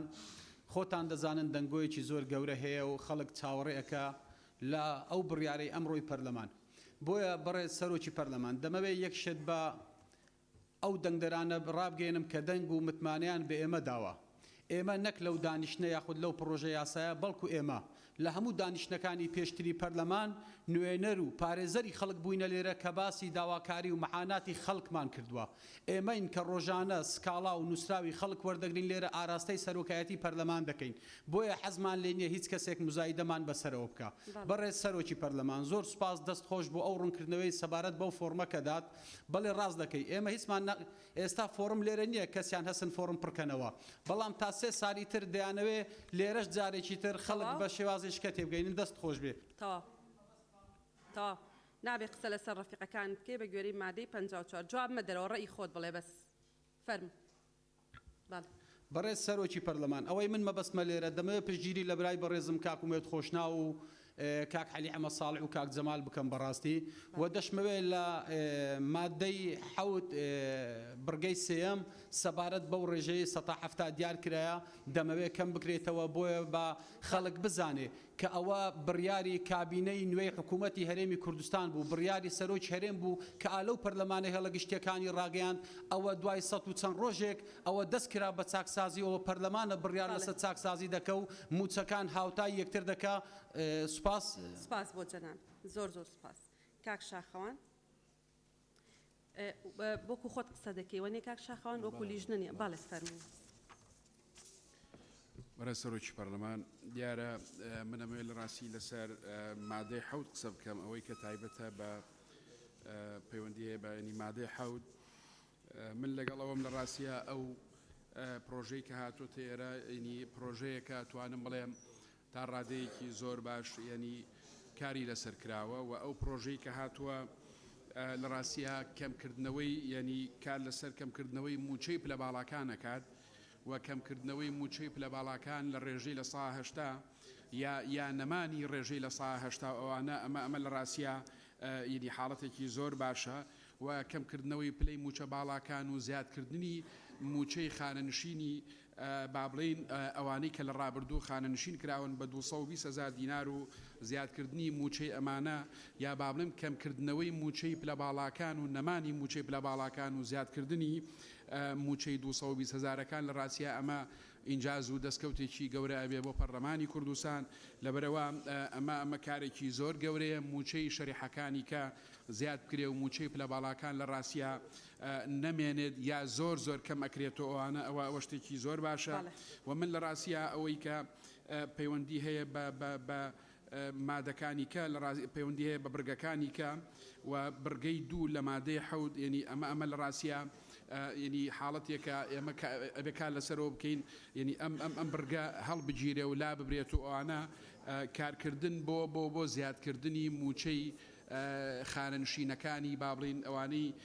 لە 200,000 بابڵین شتێک زیاترە ئەمە من دڵنیام ئینجاز و دەستکەوتەکەی بۆ پەرلەمانی کوردستانە لەبەرەوە پێویستی شەکا خاڵێکی کە پێویستەکە لە ماوەی 6 مانگدا یاسای خانەنشینی یەگرتوو بۆ سەرجەم فەرمانبەران و پلەکان یعنی بێتە پەرلەمانی کوردستان وانە هەمووان بە یەک سیستەم خانەنشین بکرێت لە داهاتووە لەبەرەوەی جۆرێک لە عەدالەتی کۆمەڵایەتی لە هەرێمی کوردستان پەیڕەو بکرێت و من لەگەڵەوەم بەڕاستی جیاوازی چینایەتی نەمێنێت و جیاوازی ئەو موچانەی کە لە ڕابردوو هەیە نەمێنێ و دەستان خۆش و سپاس. سپاس بۆ جەنابەت. هەڵەستخان برای سروکا پرلمانی هلس احمد سبارت ماده 7 یکم زیدکرنا دادوران و دواکاری گشتی پشتگیری دکتر محیدین و دکتر شیرکو آشناخان و دکتر اسماعیل کم سبارت ماده 2 ماده 4 او آخفتنت مدویان هات نگوتنه پشتگیری دکتر اسماعیل و دکتر شیرکو ما مستحلا دنیت کم بس ملفیر دخازارون کرنه که هی جناب وزیری آیا هکر برگا دوی هات جیبه جیکرن کمترین موچه خانه نشینا پرلمانتاریان وزیره کی دی چند بتن چونکە حتان و کە بۆ خەلکێکی دیار نینە کانێدێ چەندێ وەرگرتن ئەف پەرلەمانتاری هەنێ پشتی مەرجت یاسایی تێدا بن و ژیویە و ساڵەت خزمەتێنە زۆر مەمنونم. سلمى خان. بەڕێز سەرۆکی پەرلەمان سەلما فاتح. بەڕێز سەرۆکی پەرلەمان لە مادەی یەکەمە هاوڕام لەگەڵ ئەو بەڕێزانەی کە باسی دادوەر ببورن خاڵ یەکەم داوای لێبوردنەکەم مادەی حوتەم خاڵ یەکەم کە دێتە سەر پلە باڵاکان سەرۆکی هەرێم سەرۆکی پەرلەمان سەرۆکی ئەنجومەنی وەزیران لەگەڵ دەڕواتە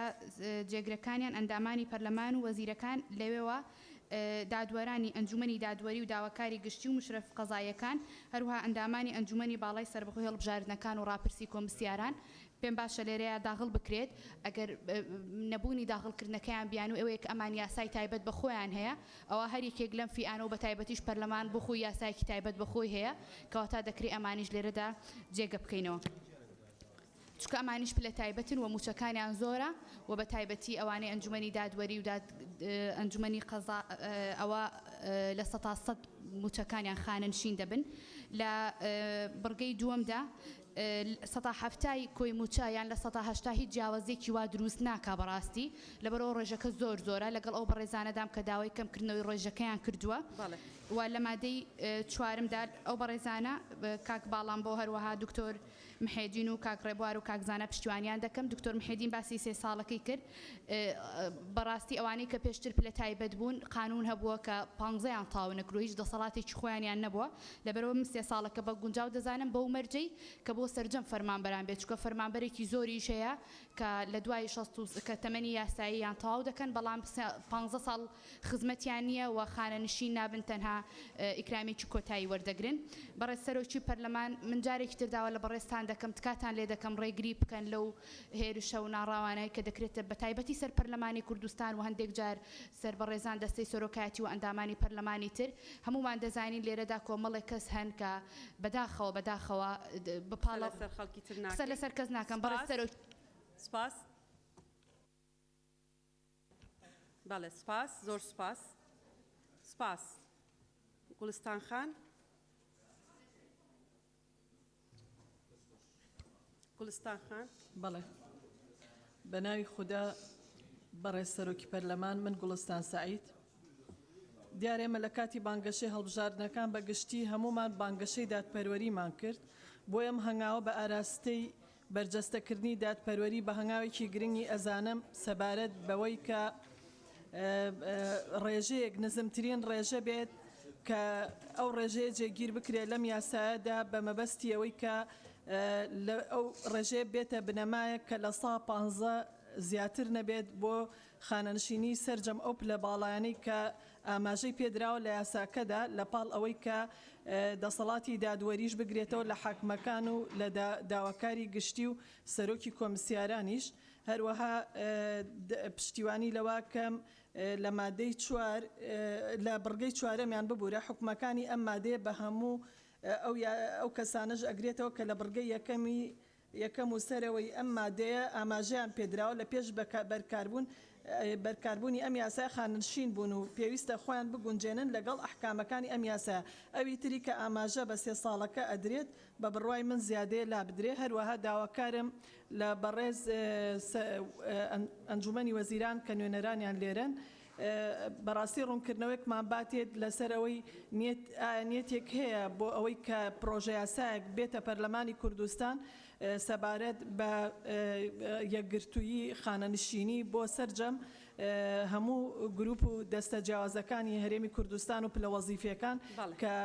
بە یەک سیستم خانەنشین بکرێن. سپاسدانەکەم. سپاس بۆ جەناب زۆر سپاس. بەڵێ پشتگیری لە هاوڕێیانیشم کاک عەبدولستار کاک عەلی حەمەدساڵح وەسەر جەمە و هاوڕێنەکەم کە ئاماژەیاندا بە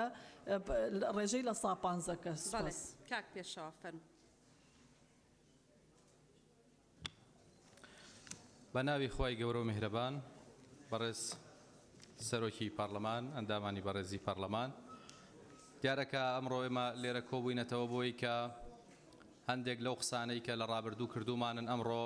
بیان کەینە عەمەل ئەگەر گوێم لێ نەگیرێ قسە ناکەم. گوێ لێ دەگرین فەرموو. ئەو قسانەی کە لە ڕابردوو کردومانن بیان کەینە عەمەل بەیانینە هەڵبژاردنە نە ساڵێکی دیکە هەڵبژاردنە و نە ئێستا بانگەشەی هەڵبژاردنە و دڵنیاشم هەموو لایەنەکان هەموو پەرلەمانتاران بەڕادەیەک دڵسۆزن لەم پرسەدا و ئەگەر حکوومەت و پەرلەمان پێکەوە بە مەبەستی ئاشتکردنەوەی خەڵکی کوردستان بە مەبەستی جارێکی دیکە ڕازیکردنەوەی دڵی خەڵکی کوردستان کۆ ببنەوە بە نیەتێکی باش دڵنیام ئەو متمانەی کە لە دەست درابوو ئەو گلەیانەی کە لە ئێمە هەبوون لە حکوومەت و لە پەرلەمان هەبوون جارێکی دیکە ئەڕەوێنەوە و ئەوان باوەش بۆ ئەو خەڵکانە ئەکەنەوە کە خۆیان متمانەیان پێکردوون چ لە حکوومەت چ لە پەرلەمانی کوردستان بۆی ئەگەر ئەمڕۆ بە مزایدە وەرەگیرێت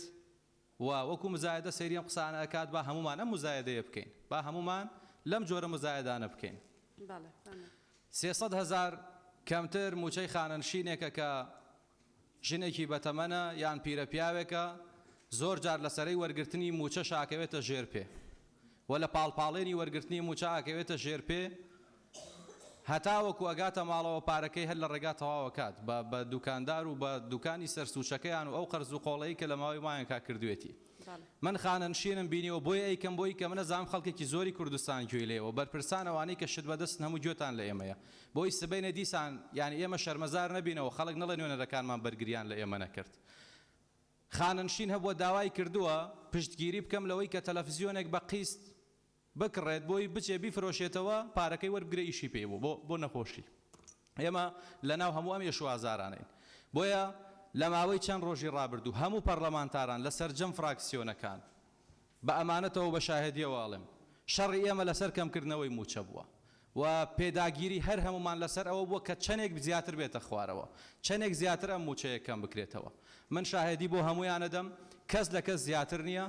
مزایدە لە هیچ کەس و لایەنێکیش قبول ناکەین و کەس لە خۆمان بە دڵسۆستر نازانین وەرن ئەگەر فۆرمەڵێن من فۆرم پڕەکەمەوە ئەگەر هەر شتێگەڵێن هەر ئیشێگەڵێن کە ڕەزامەندی خەڵکی لێ بکەوێت وە با هەمومانەیکێنەوە من دڵنیام لەوە ڕێگەم بدە قسەکانم تەواو بکەم بەڕێز سەرۆکی پەرلەمان قسەکانم تەواو نەبووە ئەمڕۆ 2 دقە بە قەرز بدە بە ئێمە ڕۆژانی تر لە 30 سانیە تەواو یەکەین ینی ڕۆژی مزایدە ئەوە نییە با بە هەمومانەوە شتێک بکەین کە بە خزمەتی خەڵکی کوردستان تەواو بێ ڕێژەی 170 ڕێژەیەکی زۆر ناماقوڵ و مبالغەیە کە پێشتر وەرگیراوە کەسێک لە ماڵەوە ئیشی تریشی کردووە کاری تریشی کردووە 6 ملیۆن 7 ملیۆنیشی بۆ چۆتە ماڵەوە ئێمە پێشەوەی بینە پەرلەمان خەڵکی بێڕێز نەبوون ڕێز لێ گیرا بوون بۆیە دەنگمان هێنا و هاتینە ناو پەرلەمانەوە ئەگەر بەبێ پلەکەش بەبێ پارێزبەندێکەش بگەڕێنەوە ناو خەڵک ئێمە ڕێز لێ گیراوە بین و جارێکی دیکە خەڵک باوەشمان بۆ کاتەوە و بەتایبەت ئەوانەشی کە گەنجن دنیا کاول نەبوو دنیا ئاخر نییە ئەتوانین ئیشی دیکەش بکەین و ئەتوانین لە شوێنی دیکەدا خزمەتی خەڵکی کوردستان بکەین بۆیە من وەکو خۆم چۆن یعنی ئەگونجێت چۆن لە بەرژەوەندی خەڵکا بێت و ئەو پارەیشی کە ئەمێنێتەوە من ئەوم بۆ ئەوە وتم موچەی خەڵکەمە ئەو پارەی کە لەم پرۆژەیەکەمە بێتەوە تکایە با لە خزمەتی پەکەوتەکان ئەوانەی کە موچەیەکی خێر و سەدەقەیان پێدرێت و بە جۆرێکی زۆر زۆر ینی کولەمەرگی ئەشین هەروەها بۆ خانەنشینانە بدرێت کە موچەیان زۆر کەمە سپاس یەک دقەکەش تاو بەڵێ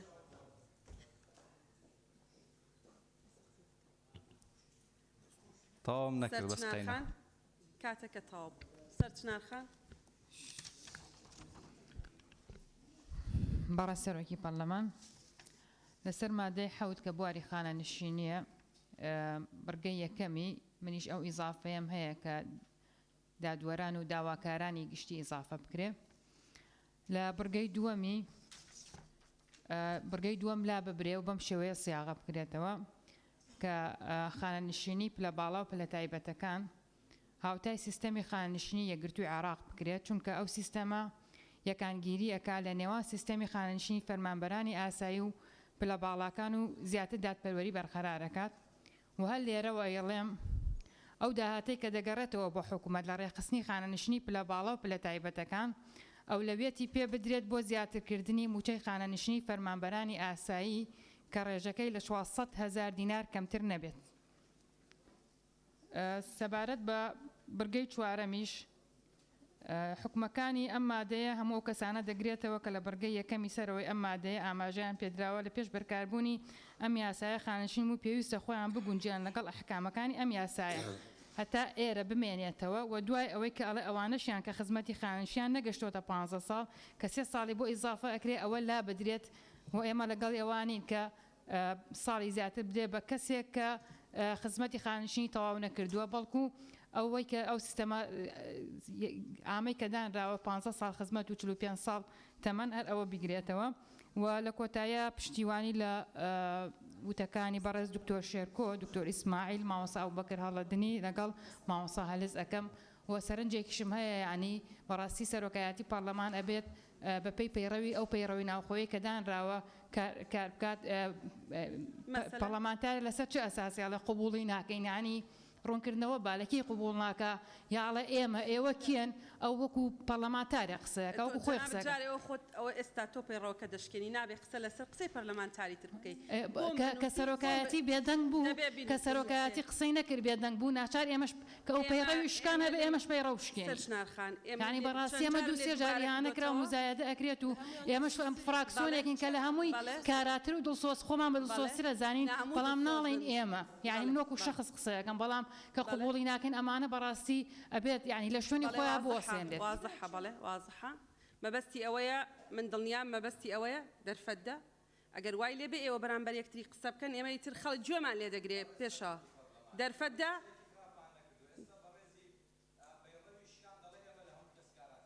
ڕاستە هێ من بن کاک پێشەوە بەبێ ئەوی ئیزنت دەم قسەمەکە بەڕێزان منەزانم هەمووتان هیلاکن ڕۆژێکی درێژە دوێنێش ڕۆژێکی درێژ بوو ئێمەش هیلاکین ئەم ڕۆژێکی درێژ دەبێ هەمومان دەزانین هەمووشمان جۆرێک لە فشاری نەفسیمان لەسرە لە دۆخێکی ناسروشتیاین من دەزانم پێشەوە پێشەوەی خۆی وەڵام بداتەوە مەبەستی لە قبول ناکەم ئەوە نییە شتێک دەکا مەبەستی ئەوەیە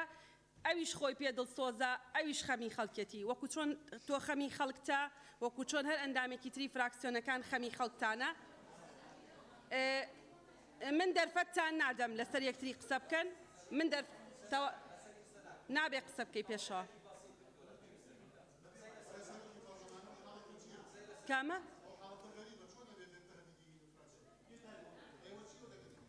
خۆ تۆ نەتبینیەوە کاک تۆ شێرکۆ جەنابەت پیاوێکی موسڵمانی شتێک نەتبینی بێ مێڵێ چی بوو هێویدار؟ بەڵێ؟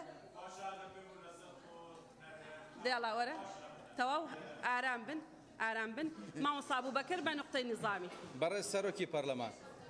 دوای دەرفەتت دەدەم با مامۆستا ئەبوبەکر نوقتە هیچ هجوومێک ناکەم دڵنیا بە من دەزانم با مامۆستا ئەبوبەکر نوقتە نظامیەکەی بکە فەرموو مامۆستا ئەبوبەکر بەڵێ مامۆستا بەڕێز سەرۆکی پەرلەمان بە پێی مادەی 24 بڕگەی دووەم لە پێڕەوی ناخۆی پەرلەمانی کوردستان ئەندام ئازادی ئاخاوتن و ڕادەربڕینی تەواوی هەیە لە کاتی ئەنجامدانی کاری پەرلەمانیدا ڕجاءن ئەم وشەی مزایدە با لەم پەرلەمانە بسەڕێتەوە هەر یەکەمان تعبیر لە ڕای خۆمانەکەین چێژ مزایدەکەرەوە خەڵکی کوردستان نەزانێ و بای مزایدەش نەماوە بەڕاستی با ئەم وشەیە هیچ پەرلەمانتارە قسە لەسەر پەرلەمانتاری تر نەکا هەر یەکەمان تعبیر لە ڕای خۆمانەکەین لەم پەرلەمانە ئەم ڕێگەمە دەجەنابەت بەڕاستی پەرلەمانتاران قسە ئەمە مافێکە معقول نییە فەرهاد ئینجۆ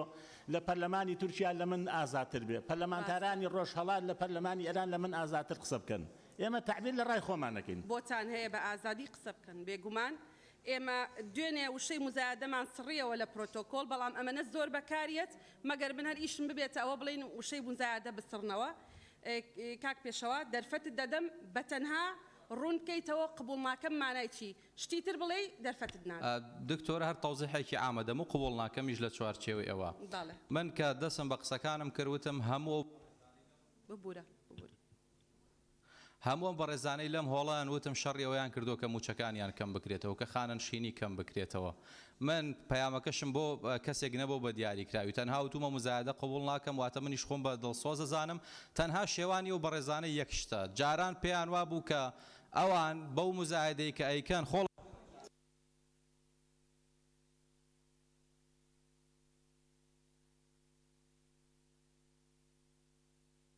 مامۆستا ئەبوبەکر خاتون گیان خاتون ئەوە تەواو ڕامان کرد بۆی قسەنەکە قسەکانی ڕاگیراوە ئارام بن ئارام بن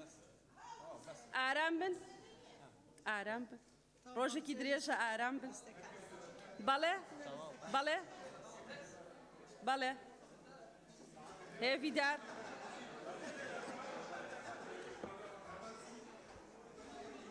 وەرە شوێنی خۆت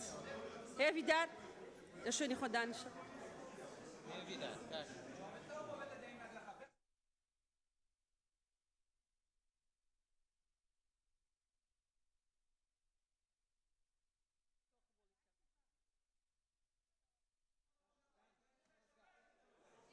تەواو تەواو تەواو تەواو کۆبوونەوەکە هەڵەگرین کۆبوونەوەکە هەڵەگرین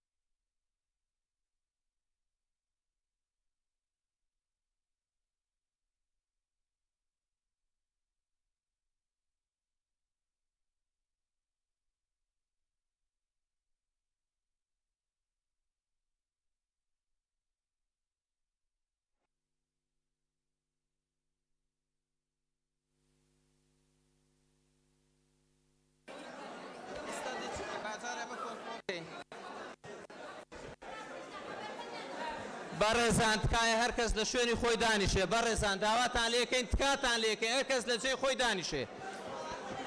بەڕێزان بەڕێزان تکاکەین هەر کەس لە شوێنی خۆی دانیشێت بەڕێزان تکاکەین هەر کەس لە شوێنی خۆی دانیشێت بەڕێزان تکاکەین هەر کەس لە شوێنی خۆی دانیشێت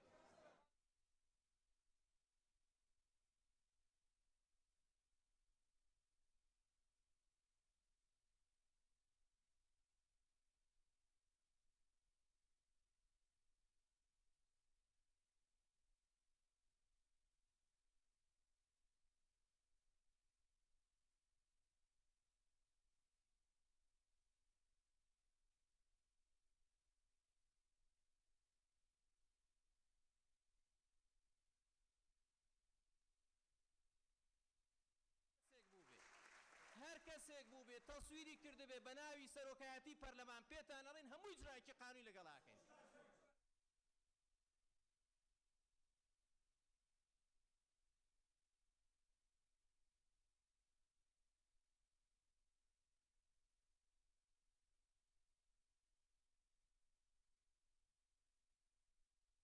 لێەکەین لە شوێنی خۆتان